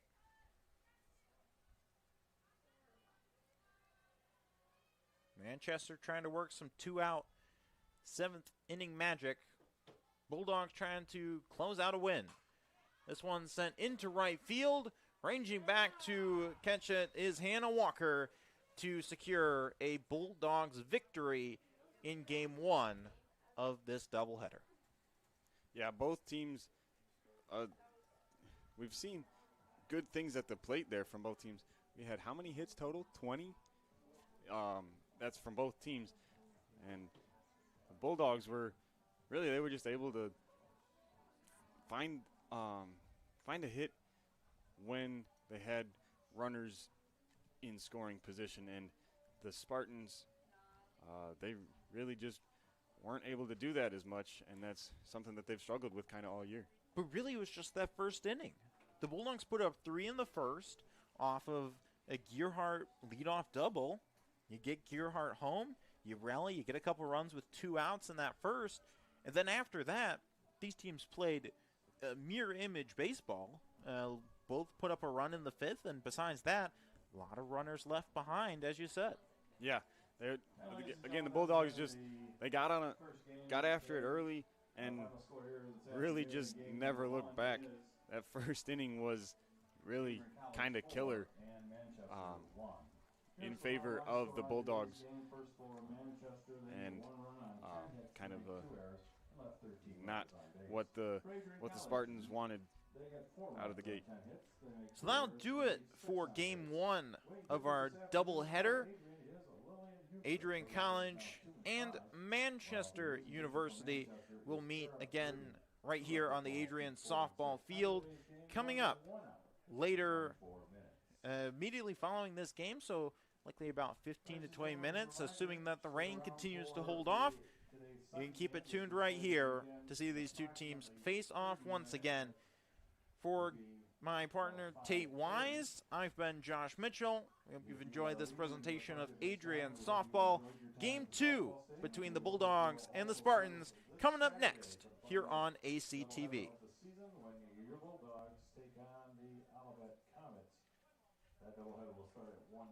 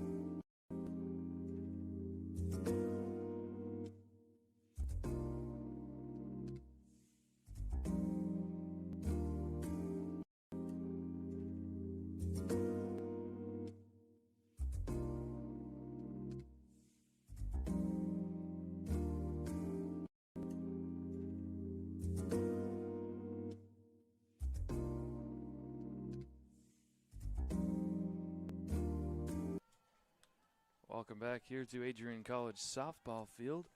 Getting set for game number 2 of this doubleheader. Bulldogs taking game 1 4-1. Jack Whitehead up alongside Tate Wise, who has stayed here for game 2 as well, as Kira Stacy is on the mound for the Bulldogs. She throws pitch 1 high and up tight. For Manchester, it's going to be Goodman, Brony, Gilhooly, Thomas, Riley, Cook, Braun, Wentz, and Oosley. As Goodman is ahead 2 balls, 0 strikes. You were talking about it, Tate. Manchester got people on base, but they just couldn't score them there in game 1. Yeah, absolutely. It was kind of a struggle for both teams.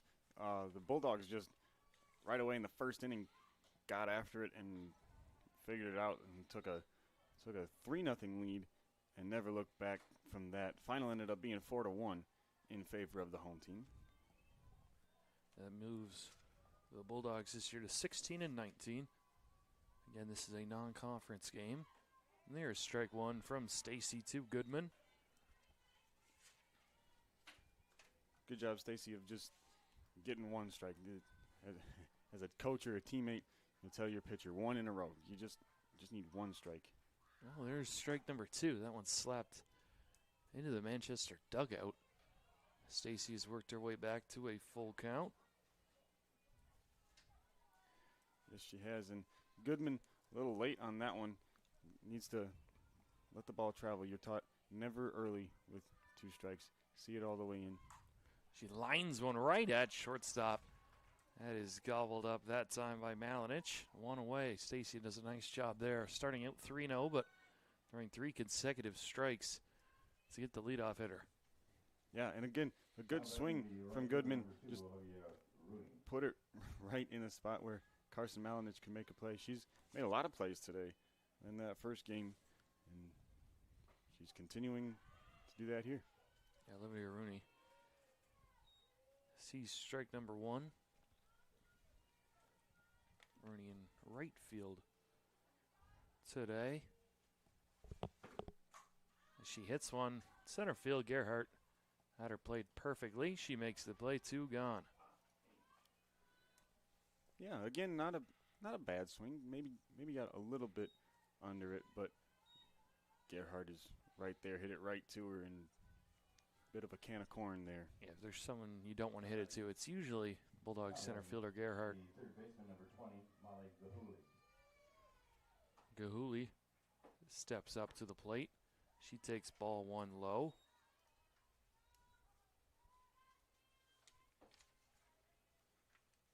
Gahuli in game 1, she had 3 hits. She went 3 for 4 and grounded into a fielder's choice in the other at-bat. So she's feeling pretty good at the plate.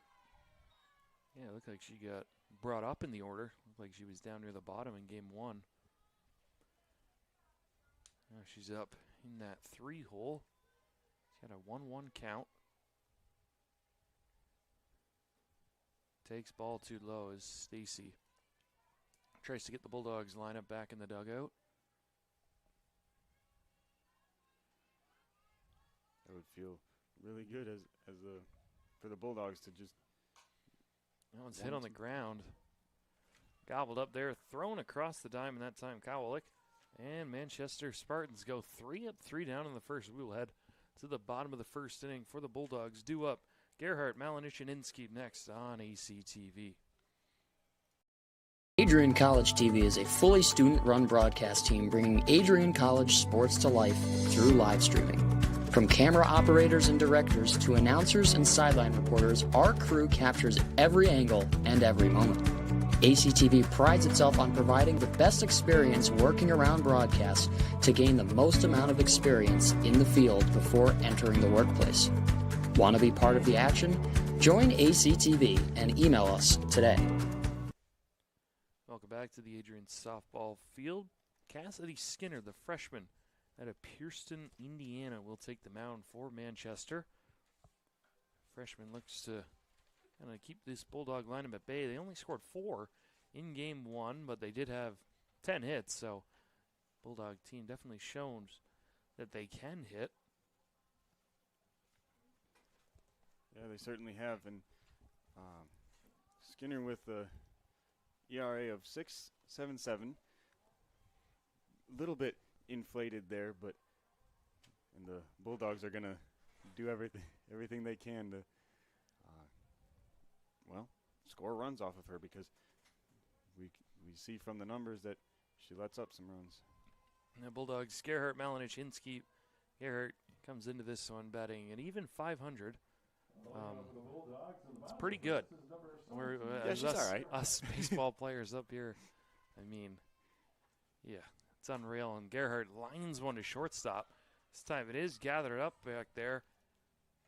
Wentz throws it across the diamond, and Gerhardt is the retired 1 pitch, 1 out. Well, you can't get a hit every time. She hit it well on the ground. Really good swing there. How about in the shortstop, number 25, Carson Malnich.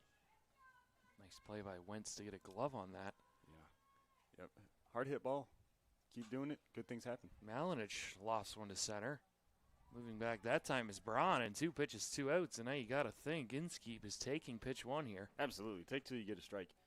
With the first 2 hitters going down each on 1 pitch, you need to make sure that Skinner throws pitches this inning. Make her work for it. Don't just give up outs. Takes ball 1 inside. Didn't really have a chance to swing there. She ducked out of the way. Inskeep in left field today once again. Well, if you think about it, she did have a chance. It's just well, she swings at this one. She's going to pop this one up. On comes Roney from right field, and I mean, not 3 pitches, 3 outs, but 4 pitches, 3 outs. And I mean, if you are the freshman that time in Skinner, got to be pretty happy with that. You will take that. We're going to head to the top of the 2nd inning. A quick first inning, 0-0 across the board, 3 up, 3 down everywhere. Led 4, 5, and 6 to up for the Spartans next on ACTV. If there was one word I was going to use to describe the communication arts program at Adrian College, it would be unique. Students find themselves on the radio, in front of and behind the camera, and directing their own programs. Students learn in a personalized environment that sets them up for a world of opportunities. Are you ready for your moment in the limelight? Learn more about the Rush Communications Center and Adrian College's communications program by visiting adrian.edu today.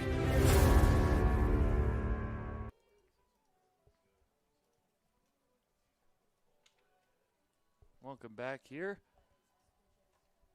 Just want to remind everyone, stay connected with all the action by following at Adrian College TV on social media. From game highlights to campus events, we've got you covered. Don't miss a moment. Follow at Adrian College TV today. Athletic season coming to an end here, and a few sports still going on. I know lacrosse is still, I believe the women's lacrosse team is still alive. Obviously, you have softball, baseball, really the main 2 going on over here, and club baseball as well. Division III, the team that you're on, you guys are heading to the playoffs. Yeah, we're doing all right. We are heading out to Wisconsin on Friday, regional playoffs. Yeah, that's pretty good. First year as a program. Big steps there. We did joke the other day that one of our guys had the first home run in program history. Oh, yeah. First home run of the year. Yeah. First year. Yeah. So big moments. Yeah, Thomas and behind in the count now. 1 ball and 2 strikes. just clipped the outside corner there. A bit of a close one, but we've seen a couple of the outside corner getting called. Plus, I mean, with rain coming in, umpires are probably going to give you a little bit of a bigger strike zone. Yeah, it looks like it is still raining out there. That is the reason we don't have that center field camera for this game. 2-2 the count. Stella takes one low. Stella Thomas, the freshman from Fremont, Ohio, has worked herself all the way back here. Now it's a full count. And she had a 2-hit game in game 1 too, and those came in her last at bat. So she there's good. Another good swing on it, though. I mean, a few good swings here from both teams. Ava Wolf positioned there perfectly. Lines out right to her. Yeah, and we've seen that from both teams. A lot of good swings, good contact, and it doesn't go the offense's way, whether it's an out like that or not getting runs across. It's just not quite falling for offense today. Yeah, Lillian Riley now takes ball one just low. Riley, the designated player today. She did not play in game 1, so this is her first at-bat of the day. Takes strike one there.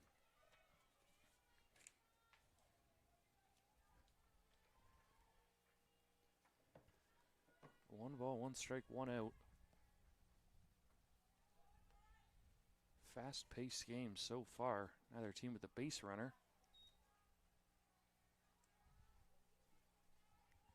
I think that might have been a setup pitch.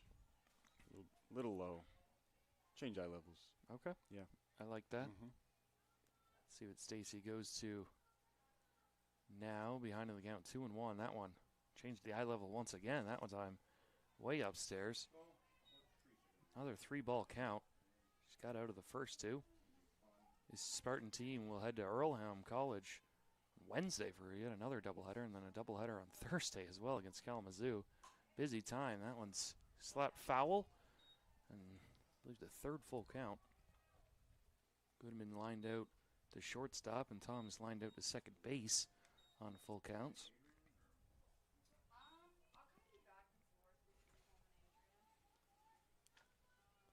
Full count, one out. Manchester as is Adrian, still looking for their base runner. Rain seems to be coming down a little bit harder out there.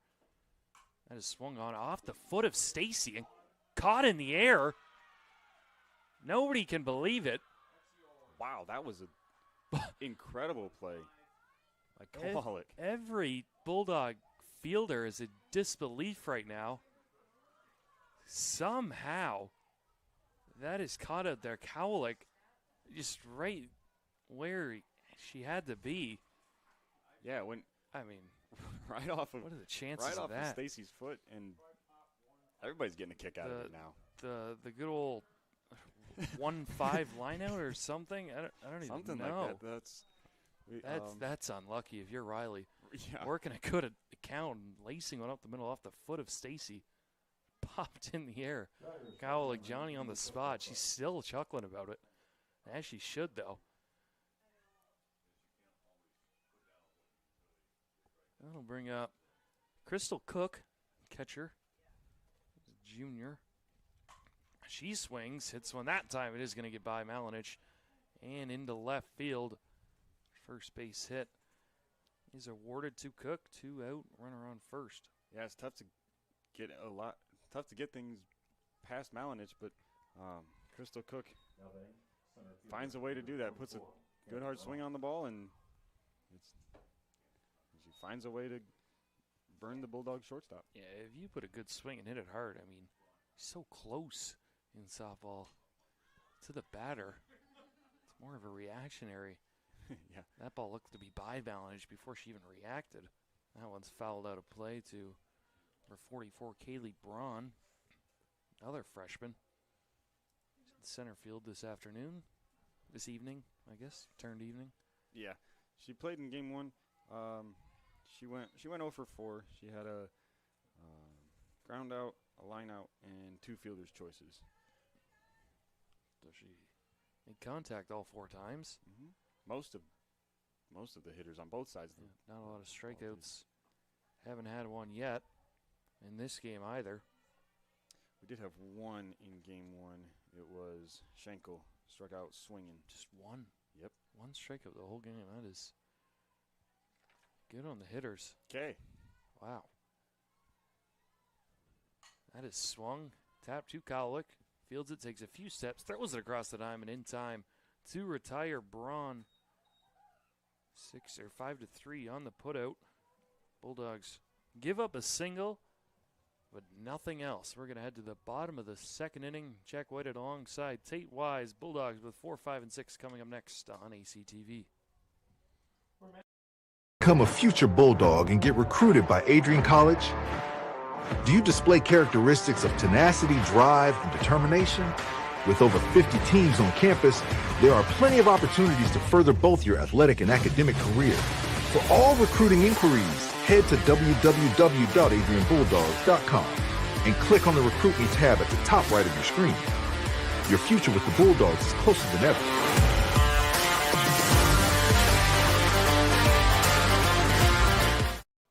Huff, Walker, and Russell due up for the Bulldogs here in the bottom of the 2nd inning, still looking for their first base runner and still really trying to make Skinner work. She threw 4 pitches in inning 1. Gerhardt and Malinich both retired on 1 pitch. Inskeep took a ball inside but then flew out to right field. Yeah. Decent swings from the Bulldog hitters. Just a little too, I guess you could say, efficient. Efficient from the standpoint of the Spartans. Bulldogs could probably stand to be a little more selective and see some more pitches. There you go. Abby Hoff takes strike 1 on the outside part of the plate. Getting some instructions. 3rd base coach. Huff swings, lines one right to 3rd base. Once again, another line out. Gilhooly didn't have to move for that one, and Huff is retired. Yeah, a good swing again. Drove it the other way, and Gilhooly was ready for it. I do respect the effort from Huff. She knew she was out, but she still decided to run all the way to first base. And Walker swings. Gilhooly up with it, throws across the diamond, and I mean, at this rate, we're going to get out of here in about 30 minutes. As right now, Skinner has retired 5 batters on 7 pitches. Really trying not to get rained on. Walker is retired. Now it's going to bring up Peyton Russell. Got to think at some point some of these Bulldog hitters are going to take a few pitches. Nope. Russell swings and fouls that one off to the right. I mean, if you get the pitch you want and you plan for that pitch, I mean, by all means, take a swing. But at some point or another, I know pitch count in softball doesn't really mean the same as in baseball, but still 8 pitches through 5 batters. Now pitch 9 hits the dirt, moving the count to 1-1. Yeah, you at least make them work for it. Don't just, not to say that they're giving up, but don't just make quick outs. Quick outs aren't helpful. Yeah, and lower batters want to see some pitches and get some feedback on those. This one's popped up. Roney comes in from right field and 10 pitches, 6 outs. For Cassidy Skinner, the freshman, is through 2 unscathed. Bulldogs have gone 6 up, 6 down. 2 up for Manchester. In the top of the 3rd is 8-9-1, and we will head there now. You're watching Adrian College Softball on ACTV.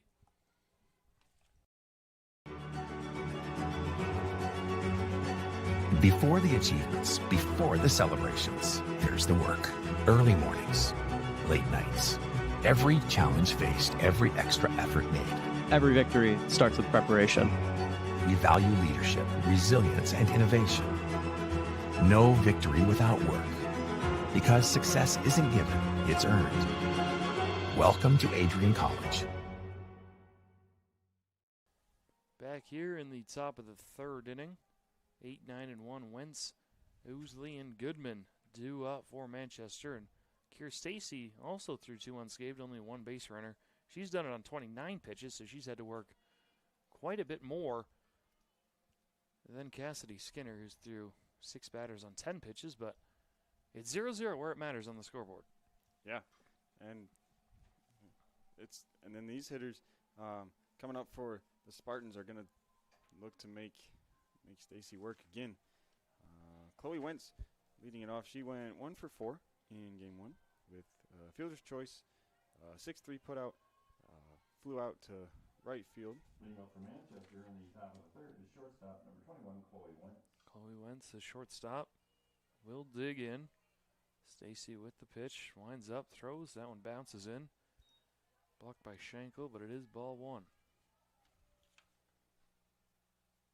And Wentz not chasing. Not gonna give away a pitch there. Not gonna gain anything from swinging at that. So just leave it alone. That is swung and tip foul. So on our score sheet, it says Schenkel is catching. And in the field where I'm looking, it's Madison Miller, number 14, who's catching. Make sure to update that. Not sure if Schenkel started this game and something happened or not, but regardless, Madison Miller hasn't been up to the plate either, the catcher spot for the Bulldogs. So, but Madison Miller, number 14, is catching. There's one line to center field.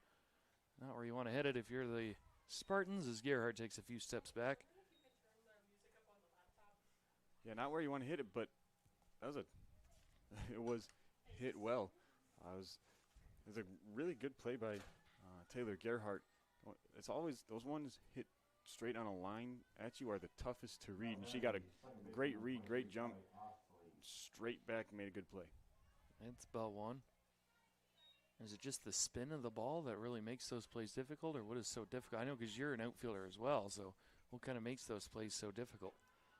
I think spin plays a role in it, but it's also like that it's so flat. Like you can't tell if don't have an angle on it. Stacy knocks that one down, throws over to first. Kendra Clark, or excuse me, it's for the Bulldogs. Kayla Oosley is retired. 1-3 put out, and that's going to flip the lineup. Back up top. Lexi Goodman lined out to shortstop her first time up. Trying to get something started. 2 outs here. She takes strike 1 on the inside part of the plate. Put a good swing on the ball last time up. Just right at a glove. There's been a lot of good swings. Cook, the only base hit, but counting 3 or 4 lineouts so as a hitter, if you're doing that sort of thing, you can feel kind of good about yourself. You know you did your job. Miller tried blocking that one, took that one up high, it looked like.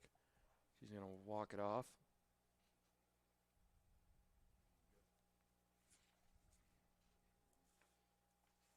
Catchers are, I often say it, that catchers are the toughest players on the field. It is every pitch they have a ball coming straight at them. Yeah, it looks like it got her up around the neck area. See the trainer kind of looking underneath that mask. Definitely is Madison Miller, though. So for the Bulldogs, the bottom of the third, it will be Miller, Howlick, and Ava Wolf. See some chuckling there from trainer right there. Also shaking her hand. The Bulldogs infield is having a dance party around here. Stacy. You know, these outfielders in times like these, it's tough because you're kind of just by yourself. You can't really come together if it's only like a couple seconds, but these infielders are so close to each other, they can kind of converge and, well, like this, have a dance party right behind Kira Stacy. Yeah, well, I mean, you could start a long-distance dance party. That is true, yeah, that would be interesting. There's lined into center field. Oncoming Gerhardt plays it on a hop, and Goodman gets her first hit of game number 2. 2-out rally. He started here as Roney digs in. Spartans finally find a way to get the ball down in center. That one not hit as hard as a couple of the last ones, and it falls in there in front of Gerhardt. Yeah, sometimes not about how hard you hit it, it's where you hit it. That one's hit hard and where you want to hit it as well. Roney right back up the middle. It's now 2 straight singles on 2 pitches. That'll bring up Gahuli But a good game one, so she's seeing the ball well, trying to get Manchester on the board.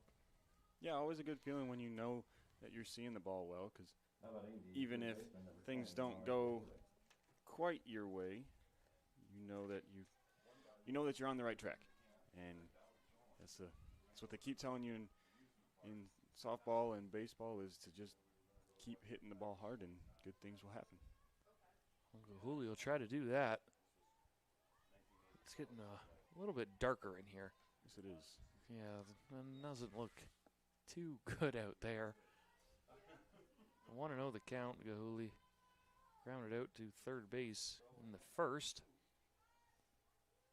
Stacy has the pitch. She winds back, throws it. Ball low. It is Stella Thomas on deck. Lined out to second base, her first at bat. And again, another good swing. Yep. Gahuli up 2-0. Swings and taps one to Wolf. On she comes. Bare hands it over. And the Bulldogs and Stacy escape once again. We're going to head to the bottom of the third inning. Bulldogs looking to put together some better at-bats. Miller, Callowicke, and Wolf. You're watching Adrian College Softball on Adrian College TV. The Adrian College Media Production House provides opportunities for students to learn and grow live on the airwaves, just like Matt Kibbe. I've gotten a chance to create a relationship with coaches and teams and learn more from people instead of trying to teach myself something. Got an opportunity to expand my knowledge of sports, hone in on my skills as a broadcaster, and learn about equipment in different ways. You get more of a connection with professors as well. Providing opportunities, growing leadership. The Adrian College Media Production House. Thanks for tuning in. The bottom of the third inning, the Bulldogs and Spartans knotted up at zeros. Manchester, the only 3 hits in this one, all singles. Bulldogs have gone 6 up, 6 down, only 10 pitches for the freshman Skinner.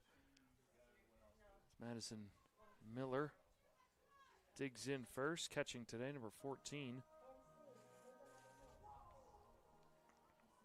See if the Bulldogs' approach changes. Yeah, if it was me stepping up to the plate, I would see if I could do something different. Bulldogs have kind of gotten themselves out. I mean, again, they've put good swings on the ball, but doesn't help to just get out in 1 or 2 pitches. Skinner's also doing her job out here. She's throwing strikes. She's only thrown, I believe, 2 balls the entire game. Of course, as I say that, 3. Yeah, she throws one way high and outside. The first non-competitive pitch we've seen. Miller swings and pops this one up. A lot of foul ground, but looks like that's going to drift too far. Not quite enough foul ground for out of play. Stella Thomas to make a play. First, don't want to say deep count, but first 4 pitch at bat so far. Miller takes ball too high. Now she's working a good at bat. Cowlick on deck and Wolf in the hole.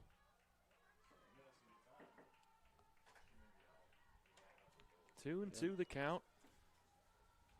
The rain starts to heavily come down now. Miller taps this one foul. Good job of Miller to stay alive there with 2 strikes, and again trying to get the pitcher to keep throwing pitches. That's exactly what she did there. Get the bat on it any way you know how. Curious to see how far we go into this rain. With this being a doubleheader, though it is non-conference, Manchester also came down all this way. This is already, I believe, a rescheduled game. So you don't obviously want to reschedule it again, but then again, you do not want to risk injury on a non-conference game playing in this rain. 2 and 2 the count, though, to Miller. Skinner winds back, throws that one high. Yeah, that clay, when it gets wet, it gets soupy and slippery. It's mud, and you can't really get good footing on it if you try to plant on it or land on it as a pitcher. There's a base hit. Madison Miller finds the grass. A 7-pitch battle, and she gets the Bulldogs' first base runner of game number 2. You could make a case that was the best at-bat that the Bulldogs have had all day. She strung that one out, battled with 2 strikes, and put good bat to ball and became the first base runner. Yeah, I don't think there's a question. That's got to be the best at-bat. Bulldogs have hit it hard at times, but usually in the first or second pitch of the at-bat, the pitcher's going to want you to put the ball in play. On those early counts, that was a good deep count. Miller made Skinner work and got rewarded with it. The Bulldogs have their first base runner as Skinner falls behind 0-1 or 1-0. Yeah, I did say make a case for it to be the best because, again, you put the ball in play hard, you can't complain too much. That's ball number 2 now. Also with the softball, the head coach just ran out there and gave Cassidy Skinner sort of a towel out there. You can see her banging her cleats there, so that also comes into play. The ball getting slippery.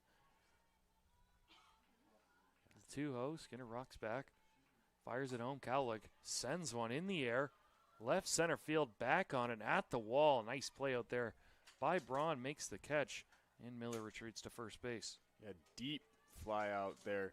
Really good play by Kaylee Braun to, again, going back to the track that ball really well, tracked it the whole way, got under it, and made a good catch.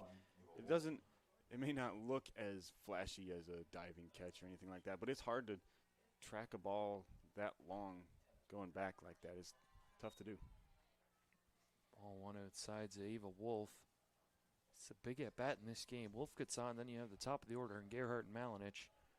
Been the Bulldogs, one of their best hitters this year. Wolf is ahead, 2 balls, no strikes. Yeah, Wolf doing a good job of seeing pitches here. Now is the time to be selective. Find one that you know that you can hit to the gap in right center. He's in a good count for that. 2-0 the count. Takes ball 3 high. And now if I'm a hitter, I'm taking all the way, but still standing in there ready to time up. Probably the best fastball that you're going to see. 3-0 the count. That's upstairs. Ball 4. That'll bring up the Bulldog superstar Taylor Gerhardt in center field once again. Another really good at-bat there from Wolf. In 4 pitches, she finds her way on base, and now the Bulldogs have 2 aboard. And Gerhardt grounded out to short in first pitch. Last at-bat rips one into left field. Goodman's up with it quickly. Not going to stop. Madison Miller runs right through third base and into score, and Taylor Gerhardt RBI single. We've heard that one before. 1-0 Bulldogs. Yeah, Gerhardt doing what she does best. Just to, again, put a good hard swing on the ball. Found a gap this time in between short and third, and with a runner in scoring position, that'll put the first run up of the game. It's going to bring up Carson Malinich. She takes ball 1 upstairs. Looks like the Bulldogs have made an adjustment at the plate. They're not getting themselves out this inning. They're still putting good bat to ball, but also finding ways on base. Yeah, I think it comes back to Skinner walking the 9-hole hitter for the Bulldogs. Ava Wolf still a good bat, but Gerhardt and Malinich, the Bulldogs' best hitters this year. And now we have a mound visit. They're trying to leave some of that clay you were talking about off the cleat of Skinner. Malinich in a comfortable count here at 2-0. Yeah, that mound is just the circle is just going to get trickier and trickier.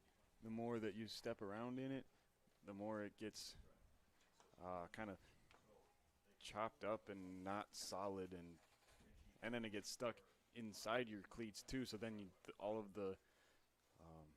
the spikes that you're relying on to give you some grip into the ground are just basically non-existent because the dirt builds up and just makes it one solid layer there. So that's then you feel like you're on skates or something. It's slippery. Fake bunt there. Runners take off, covering third that time and picking it. Keeping it from going into left field was Wentz, but the Bulldogs successfully pull off a double steal, and Malinich gets more ahead in the count, I believe. Didn't see a strike signal. 3-0 is the count. Yeah, that pitch really wasn't close, and that was a good job to pull back, and a real good job of Wentz covering third to keep that ball in the infield and keep a run from scoring. There's another walk. That's 2 walks and 3 hitters. The bases are loaded. Now batting, the left fielder, number 19, Addison Inskeep flew out to right field. Now she's up. The chance to get the Bulldogs some insurance. Chops one over the head. That's going to get into left field. On running Gerhardt. Her speed scores easily. Wolf in front of her. 3-0 Bulldogs. A big, high chopper gets over the head of Molly Gilhooly, and it scores a run. Wasn't maybe the best swing of Inskeep's career, but hey, it scored a run, so she'll take it. Scores 2, and the Bulldogs have figured out Cassidy Skinner here in inning number 3. As they've plated 3 runs. The last 4 batters have reached base.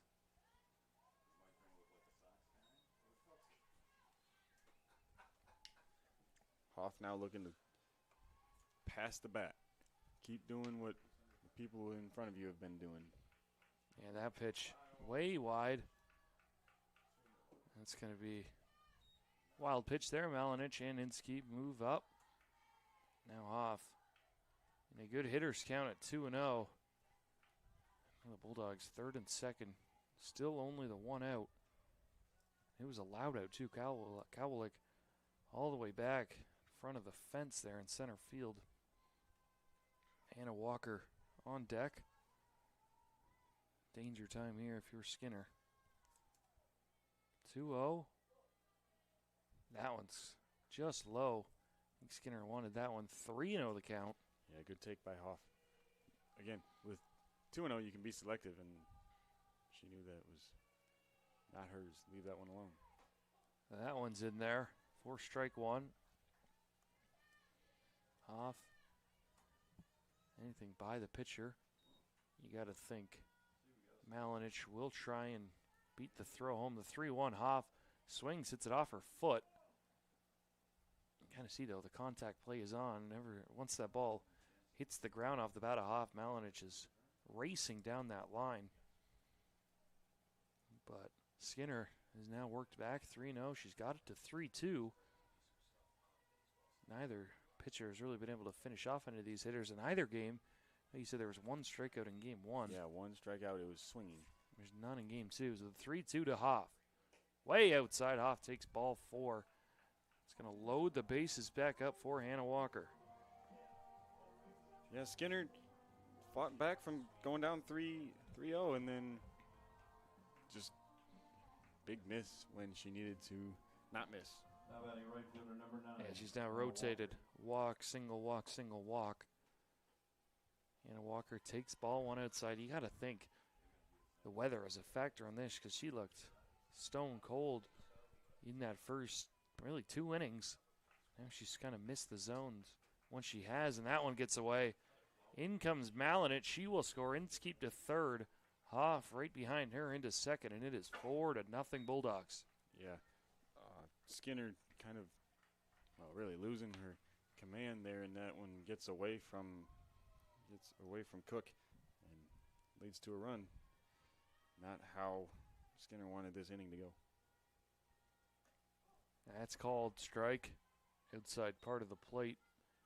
Moving the count to 2 balls in, 1 strike. Each team with 3 hits now. Bulldogs with 3 walks. And that is ball outside. Nice stop, though, back there by Cook. Now 3-1 the count with Peyton Russell on deck. Yeah, Walker has a chance to be selective, find something to drive. She does. Tries to just foul. Almost took out her third base coach. A little bit late. But hey, as a you're the dugout, and it gets hit to your coach like that. You got to make a play. Yeah, come on. You coach other people to field the ball. Get in front of the ball. Dodge that one. 3 into the count. Skinner looking for her second out of the inning. That one is blooped behind the head of Wentz. Hoff moves up. That's going to score Inskeep as Hannah Walker gets herself an RBI. 5-0 Bulldogs. Yeah, really good swing there. Again, with 2 strikes, Skinner can't quite get the job done, and Walker serves up an RBI base hit. Good job, her. It's 5 runs in the inning. Still only 1 out. The scorecard's going to get messed up here as the Bulldogs going to bat through after Russell as Miller led off this inning.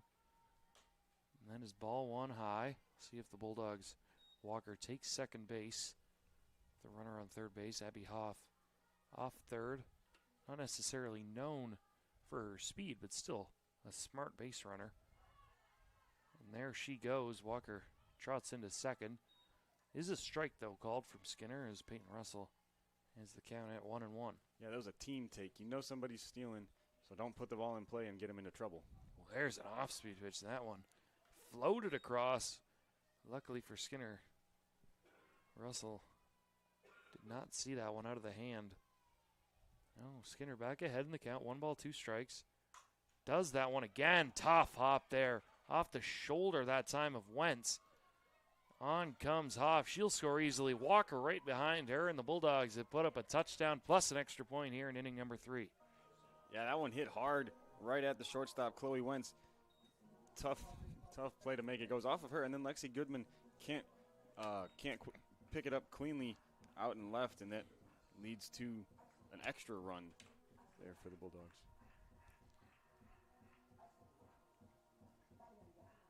I believe we have a pinch runner this time. It'll be, my eyes are not deceiving me, Corinne Lee, number 4, will be pinch running for Russell. Well, Bulldogs, though, in this third inning, Skinner was cruising, 10 pitches in 2 innings. The cruise 6 up, 6 down. Yeah, cruise control has been turned off. The catcher, number 14. And the one who initially turned it off was right here, Madison Miller. The Bulldogs batted around here. Yeah, she put up a 7-pitch single. So that one just misses. Time is called. Not exactly sure what for. I believe the towel was hanging out of the backside of Miller. 1 ball, no strikes to count. There's another one of those off-speed pitches. She got Russell once, but Russell saw it the second time. Whacked it into left field. Yeah, tried to get Miller to chase there. It was in the dirt, but Miller, as we've seen, is the disciplined hitter. Runner goes that time, and Lee, fresh off the bench, gets herself a stolen base. Good throw down that time, Cook. Just Lee, too quick. Yeah, it was thrown a little bit toward the right field side of second base too. So if it had been in time, it probably would have been too far away from the bag for a tag. 2 on the count. That is dribbled up the middle. Miller gets her second hit, takes a bounce out there. Braun can't corral it. That allows runner from second, Lee, to score, and it's 8-0 Bulldogs. Yeah, Miller again comes up clutch for the Bulldogs. She drove that right back at the pitcher, and the inning continues. The We're gonna see onslaught continues. We're going to see our first mound visit. I'm surprised it's taken this long, as 8 Bulldogs have scored this inning. The lone is up right now in Cowlick. You never, when a team bats around, they kind of make fun of you. You get 2 outs in 1 inning. That's something I've done many times before, but you really never want to, and you know it when you're up there. I made an out, 15 minutes ago in this same inning. Puts a little bit of additional pressure. I'm not sure if we have pitching change. It looks like we do. We're going to head to a quick break. Stella Thomas has come in to pitch. We'll get everything else squared away. You're watching Adrian College Softball on ACTV. Adrian College is a pinpoint like no other. With our 77 undergraduate degrees, 47 majors, and 21 broad fields of study, Adrian has a one-of-a-kind, hands-on learning experience for everyone. Do you want to visit the campus of Adrian College in person? Visit adrian.edu/campus-visit. Again, that's adrian.edu/campus-visit. Come take in the beautiful facilities at Adrian College for yourself. We are back live here at Adrian softball field. New pitcher is number 14, Stella Thomas. She was playing first base. Now she comes on. Cassidy Skinner's just going to move to first base, it appears. As the Bulldogs have put up 8 runs here and 9 batters. They've really taken this game. We saw the first game, there were 10 hits apiece for each team, only 4-1. Adrian's really broken through here with 6 hits in the inning. They've done it with runners in scoring position. Madison Miller is behind all of this. She has 2 hits in the inning. Now it's going to be Kowalik digging in. Face the lefty this time. It's ball 1. Good take from Kowalik there. We said it. Madison Miller kind of behind all of this. She was, I don't know if she learned something from, if she talked to the hitters that went before her about what they were seeing. But she went up there with a really good approach, and it took a long at bat, and it paid off twice. There's one hit on the ground over third base. That is fair. Runners are going to move station to station as Miller trots into second. Yeah, going back to Miller, I mean, 2 hits in the inning. We didn't even think she started the game. It's on our lineup card. We had Schenkel catching once again. So Miller taking advantage of her opportunity here. 2 hits in the contest, 2 hits in the inning. Kowalik right there, that's what I was talking about. She gets a single. She's probably not going to get 2 outs in the inning if she comes around again. I mean, 3 at-bats in 1 inning would be kind of absurd. Still only 1 out, though. Bulldogs have gone 9 straight batters, all reaching base. No extra base hits either. All singles and walks. Yeah, they keep putting the ball in play. Keep putting the ball in play hard, and it's in a spot where nobody's at. I'll bring up Ava Wolf. She walked about 10-15 minutes ago in this inning. She was the 3rd batter of the inning. 4-pitch walk. Yeah, it went single, fly up to center, walk, single, walk, single, walk, single. I think it's just continued here.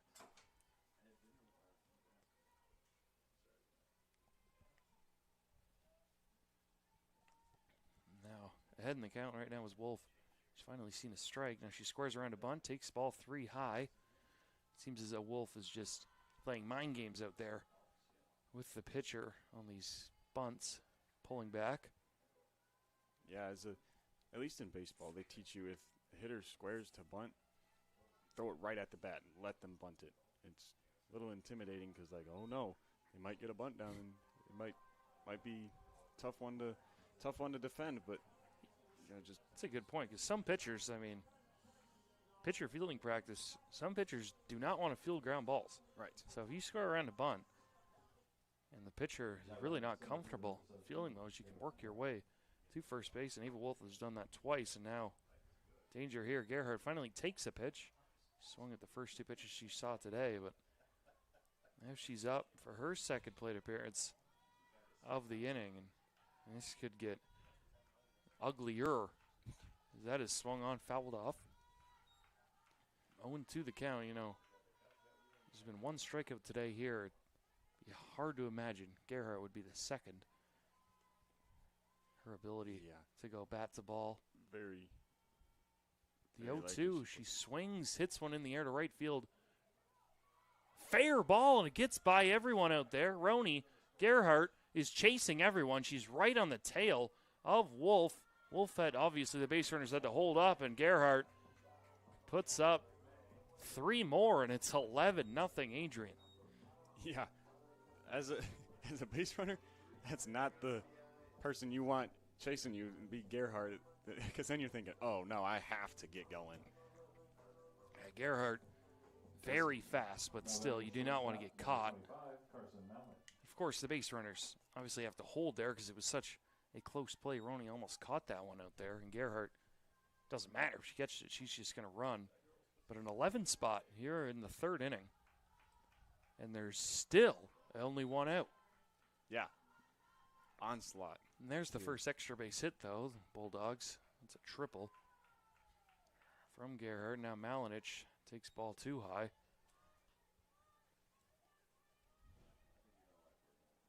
Malinich walked in her last at-bat, which was also in this inning. Yeah, Skinner threw 48 pitches. Now Thomas is, I believe, is at 13, maybe 14-ish, counting this at-bat. So that is a lot of pitches. It's almost 60 pitches, and of course 10 of those were in the first two. Malinich swings and tips one foul, so about 50 pitches thrown here. Yeah, the Bulldogs have completely flipped the script on what they were doing in the first inning, where they were one pitch at bats. Now they're making pitchers throw pitches, and it is certainly paying off. They've put up 11 runs in one inning. You see the scoreboard there on your screen, not our scoreboard, but the actual scoreboard. It says the Bulldogs have one run this inning. Malinich grounds one to third. Checking home, Gerhardt trots in easily. Making the play that time is Gihuli, and it's 12-0 Bulldogs, because I don't think 12 could fit there in that third inning spot. So right now it just looks like it's 2-0 Bulldogs. But second out of the inning, Malinich grounds out to third base. She does get an RBI as Gerhardt comes in to score, and Bulldogs have put up 12 in the third inning. You know, it's always a good problem to have when you have too many runs to put on the scoreboard. Yeah. It feels pretty good to do that. In one inning. Yeah.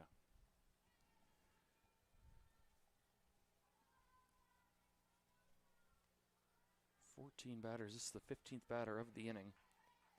Inskeet singled back in her last at-bat this inning, is ahead in the count, 2 balls, no strikes.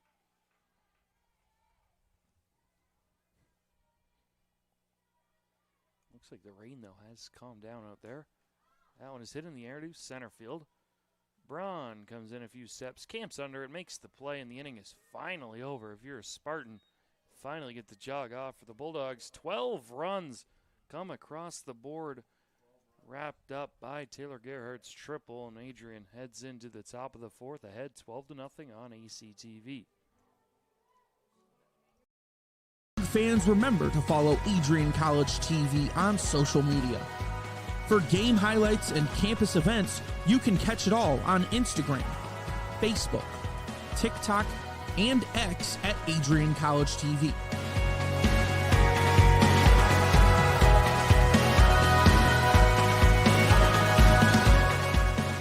Don't forget to subscribe to our YouTube channel to catch all our future streams live and support your Bulldogs.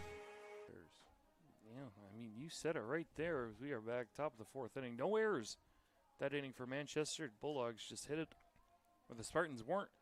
A few walks, obviously, were aided there, but at least as the defense, you can walk away from that inning going, well, we didn't do anything wrong. Right, yeah. Yeah. We played it right. It was just a little bit unlucky, but Bulldogs also put together some really good at-bats. Now see if Manchester can respond.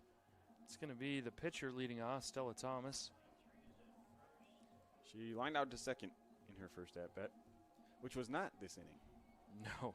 Last time. It was a while ago. Yeah. Yeah. Looks like the rain has kind of stopped. It's sort of a muggy 67 degrees outside. Today, lights have been turned on. Leading off is the pitcher, number 14, Stella Thomas. And Kira Stacy right back to work. Had a long layoff between pitches, but doesn't look like there's any rust there. Strike one. Yeah, good job her to go right back at it. This is a time right now, if you're the Bulldogs, you need to shut down the Manchester offense. Make them feel, I don't know what the word is, but done. You know, like if as a player, if if you're on defense right now, you're thinking, okay, if we make this an efficient inning and go right back to hitting, the Spartans will. It'll be hard for them to want to keep playing. We have a lot of substitutions. Elena Craig is into right field for Hannah Walker. Kendra Clark to first base for Corinne Lee. Ashley Myers to third for Megan Kowalik. And Madison Miller, he is still behind the plate. 2 balls and 2 strikes is the count. This has been a nightmare game for someone keeping score. With all these substitutions, 16 batters in 1 inning. Craig, Clark, Myers into the game. Kowalik, Walker, and Lee out. 2-2 the count. Pitch is swung on. Hit in the air to right field. Freshly in. Ball's going to find you. Elena Craig a few steps back, and she makes the play. Yeah, you said it. Ball will find you. As soon as you step into the game, first batter of the inning sends the ball your way, and it's not an easy play there. You had to go back and track that ball. So with that thinking right there, first ball goes to Elena Craig, freshly in. Kendra Clark and Ashley Myers are also freshly in, so you got to think this ball goes to third base or first base. Using that thinking strategy right there. Up to the plate is Lillian Riley. Riley had that tough at bat. Back in the second, she lines out to the pitcher once again. This one more traditional, just a line out to the pitcher. The other one is a line out off Kira Stacy's foot and then caught on the sort of ricochet by the third baseman. This time she just lines out. Stacy makes the play and 2 quick outs. Yeah, Stacy doesn't have to play hacky sack this time. Nope. Makes a good play. Cook takes strike 1. I mean, this is essentially what you wanted. You were talking about you want the shutdown inning right after. So far, 2 outs and getting ahead of the third batter. 0-1 the count. That one bounces. Madison Miller, he's working back there. You know, when I caught back in my day, way long ago, if there's nobody on base and there's a ball in the dirt, I'm getting out of the way. Like, unfortunately for that umpire, he might be taking it, or hopefully he goes to the backstop, but I'm not trying to be blocking all these pitches. That is why good for Miller, though. That is why I never knew that you caught. Yep. There's another nice pitch in the inside part of the plate, getting ahead on Crystal Cook. Bulldogs look to get the sticks hot as well. It'll be Huff. Barring any substitutions now, it'll be Craig. The second at bat. 1-2 the count, 2 away. There's the pitch just outside. And then the third batter will be Kendra Clark, who's in now in the game. First base for Peyton Russell. I don't hate that pitch on 1-2 from Stacy. It was off the plate trying to get Cook to chase. Didn't quite get her to. She chases there. Not really chases. She swings and misses at a pitch in the strike zone for strikeout number 2. The whole day here at the Adrian softball field. We're going to head to the bottom of the 4th. Bulldogs trying to put some more runs across the plate. You're watching Adrian softball on ACTV. Adrian College is a private liberal arts institution known for its diverse academic programs, strong emphasis on experiential learning, vibrant campus life, and commitment to fostering a supportive community. Want to visit Adrian College for yourself? Visit our website at adrian.edu/campus visit.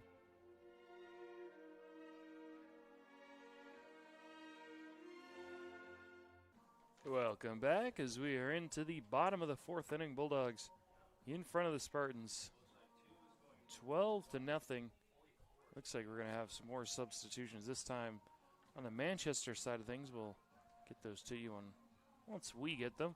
That's kind of what you see in these non-conference games, and especially with the score being 12-0 and where it is.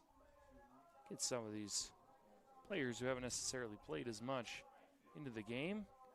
Yeah, I respect that from the coach's standpoint and from the standpoint of, I've been the guy who sits the bench, doesn't play very much. Games like this where It's not that it doesn't matter, but it's not as. It's the tent big. over top of the Adrian dugout just went flying away. That was. See that at the corner of our scary. eyes. Thankfully, nobody heard. But Abby Hoff still in the game. She will hit. It's also good at times. I know some of the better Adrian players, especially Gerhardt Malinich up top, they're gamers. They want to be out there. But sometimes it's nice to get off your feet for a little bit of time, at least. As Huff hits one into center field. Wind is playing tricks out there. You can see the trees. Oncoming is Braun. She does make the play, one away. Yeah, Wind made that one interesting for, I believe it's still Braun out there. Didn't change. But she stuck with it and did a good job to end the play with the ball in her glove and not on the ground. So Elena Craig, now her first at bat of game 2 at least. Yeah, she was not in game first at bat that I remember of the day for number 8. Already had a put out there in the top half of the 4th inning.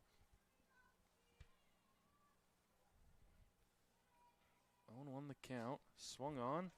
Same result. Fouled off as Stella Thomas has come into this game and she's fared a lot better than what Skinner fared there in that 3rd inning. Entering the game for Manchester in right field is number 9, Addison Whittick. Whittick in place of Lexi Goodman. Looks like number 14. Not number 14, number 9, Addison Wettrick.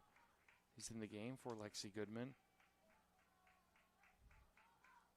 I believe that's the only substitution we have on the Spartan side of things, and that is ball 2 up high. 2-2 the count for Craig. I believe if I was listening correctly, I heard Olivia Roney went from right field to left. And then, excuse me, what's her name? Wettrick went in for Roney, I believe. They're going to call that pitch a ball. Craig started walking to the Adrian dugout like she knew she struck out. Umpire not in agreement. Craig kind of gets another chance here. 3-2 the count now. Ball 4. She pays it off. You know, especially in a 12-0 game, you think umpire, at least for the team trailing, would open up that strike zone a little bit. Not that he needed to. That pitch looked like it was pretty good. Craig gets on base. First baseman, number 23, Kendra Clark. Kendra Clark now, as this wind is starting to pick up. I feel like I'm shaking up here. Yeah, this box is... it likes to move. Yeah, not the sturdiest of setups here. Glad we did not put that camera out there. We would watch that blow right off there. It'd be kind of funny to watch, but it would. But I'm sure our executive director, Josiah Durrell, would not be too pleased. No.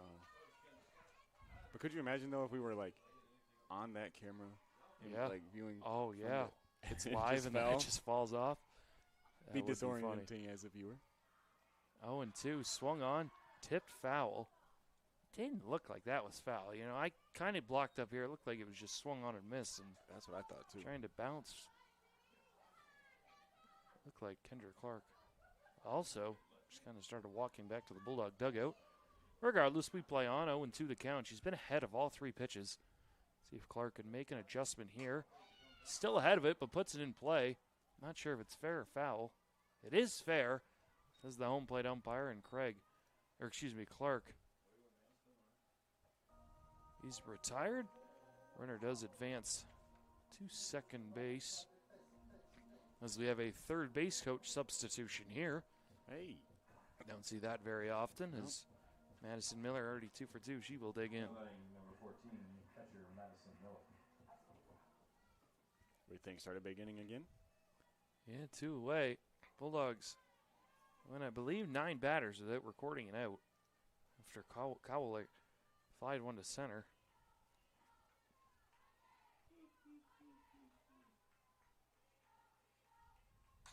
Swung on, tapped off the glove that time of Thomas. No play to be had as Miller gets her 3rd hit in the last 2 innings, and the bases now runners at the corner for another pinch hitter.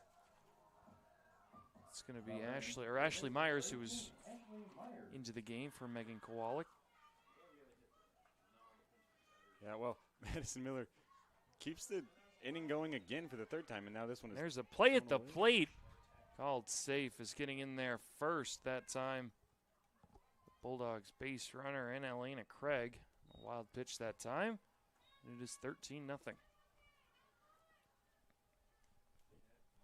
Yeah, threw that one away and and scored a run. That is swung on to third. Picked nicely, though, by Gahuli. Across the diamond, stretching his scare. Does make the play, and we're going to head to the top of the fifth inning. Bulldogs stack on one more and a lead, 13-0 against the Spartans. You're watching Adrian College Softball on ACTV.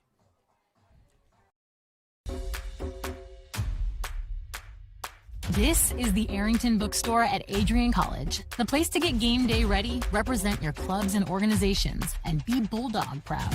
With a wide selection of merchandise and a smile at every visit, stop by inside the Kane Student Center to pick up your Adrian College wares and make it another great day to be a Bulldog.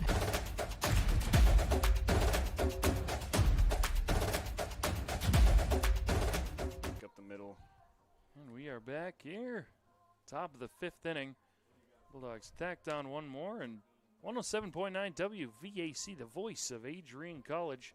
He's on the Live 365 app. Stream from anywhere by downloading the app and searching WVAC Adrian College. And this wind is really picking up. You see the trees, the flag, the poles themselves are moving out there. I'm trying to get this game in. Of course, the run rule, the mercy rule, will come into play unless the Spartans can put together a rally. I believe it's still the same pitcher out there. It is still Kira Stacy. And for the Spartans, it will be Braun, Wentz, and Ousley.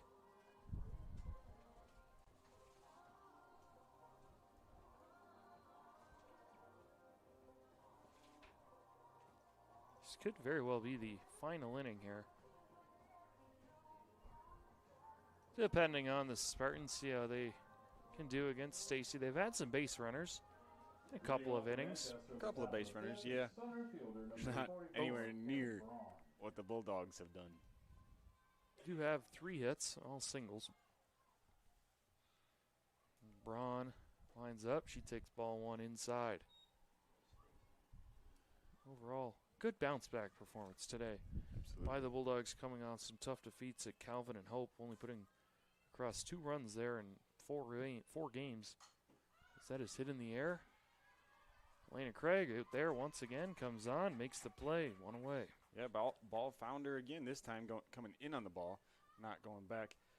You could argue that it's a little easier, but still you need to see it react and get there as fast as you can. That'll bring up Chloe Wentz. Wentz takes strike 1. Wentz flew out to center field. Gerhardt back in that 3rd inning. Stacy rocks back, fires that one, bounces.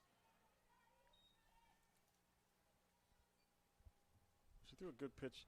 The first pitch clipped the inside corner. That one got away from her just a little bit. Yeah, that one did not. That one maybe on a bounce may have clipped the corner, but maybe if it was cricket, it might have been a strike. There's that same pitch you were referring to, inside part of the plate. For strike number 2. Next for the Bulldogs, they'll travel to St. Mary's College, and then at home on Saturday against Olivet. That will be senior day. That is lined into center field. A good piece there from Wentz as she's aboard.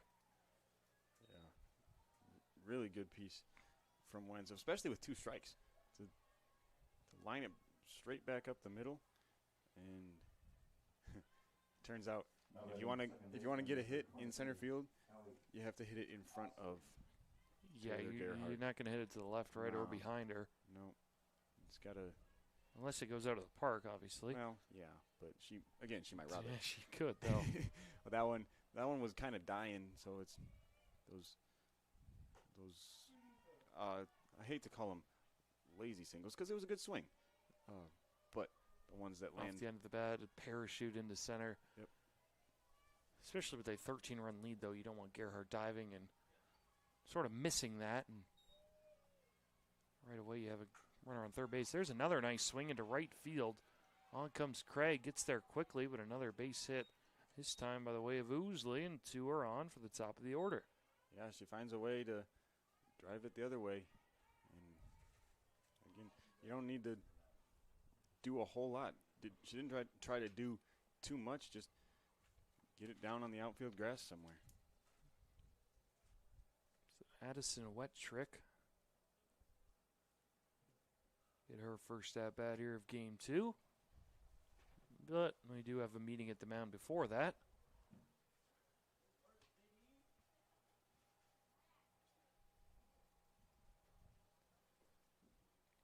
Yeah, just need to take a deep breath, reset, let up a couple of hits, but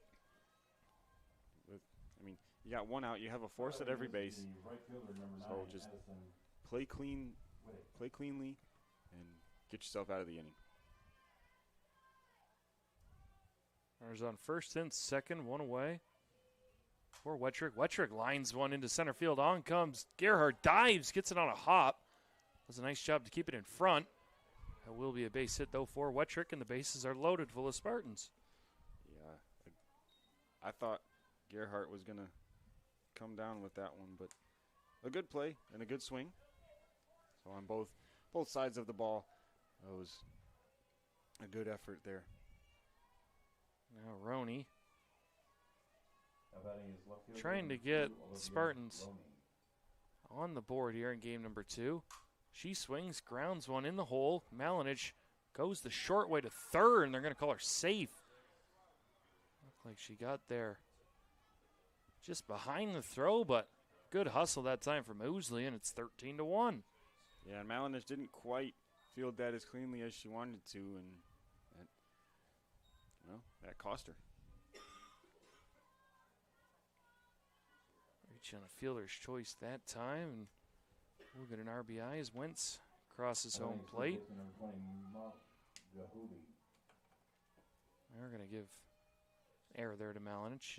Like you said, did not corral that one cleanly. There's a pop fly. Craig comes in, calls it. She's going to try and gun it all the way home. Miller does a nice job blocking it, but it will be another RBI sac fly as Oosley comes in to score, and Gahuli gets an RBI. Yeah, again, she did her job. You'd rather not make an out, but, sac fly gets the run across. Now the Spartans are, if the score stays where it is, I believe they're down to their last out. They are as Thomas digs in. Still Thomas trying to keep this game going. Fly ball to right field our last time up, and lined out to second base her first time. So she's hitting the ball since that first 2 innings. They went 3 up, 3 down, and then Madison Miller went up there with a good approach, a good disciplined approach, worked an at-bat, turned it into a rally starting single that led to an onslaught. Yeah, an onslaught's an understatement. You don't usually hear the word onslaught and then understatement, but I'm not sure how you describe a 12-run inning. But yeah, Madison Miller, clear cut, in my opinion, is the MVP of that game. 3 for 3. 3 singles. She scored 2 runs, reached base, obviously, every time with 3 singles. Bulldogs come out of this 13-2 final. Adrian, more hits in game 1. They had 10. They have a lot more runs here in game 2. With only 9 hits, they did score 13 runs, though. This Bulldog offense can get going.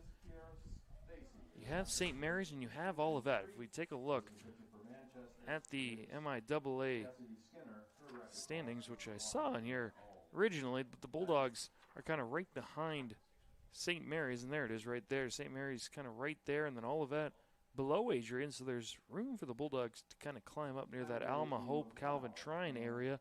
But in your opinion, no, it could be an easy answer just to say hitting, but how is this Bulldog team going to really kind of get hot and sort of challenge some of these top MLIAA teams for that trophy. Yeah, you got to keep doing what you did today, and that is, we said hitting, but like it's going up to the plate with a good approach. You know, that's what Miller did to kickstart this whole thing. Instead of getting herself out in 1 or 2 pitches, she saw more pitches, and then she was productive with the one that she did put in play. And I think, and then after that, the whole lineup really went up and did that. You know, they started getting deeper into counts, making pitchers pitch, and that's what they need to keep doing. And they've made a couple of errors defensively. Well, of course, defensively, that's the only way you make errors. But clean softball is also another thing that helps you win ball games. So good approach and clean defense. I think that's what they need to do. You heard it here from the expert up here, Tate Wise. Kira Stacy picks up the win, throwing 5 innings, only allowing 2 runs, 1 earned. And is going to do it from us. All of us. Actually, you know what? I will get this last. Just a reminder, ACTV broadcasts are fully student ran. You have myself, Jack Whitehead, up here. Partner Tate Wise, and director right beside us is Aiden Travers, Josiah Durrell, executive director behind the scenes of everything we do here at ACTV. But thank you for tuning in to this softball broadcast. Bulldogs victorious, and as always, go Bulldogs.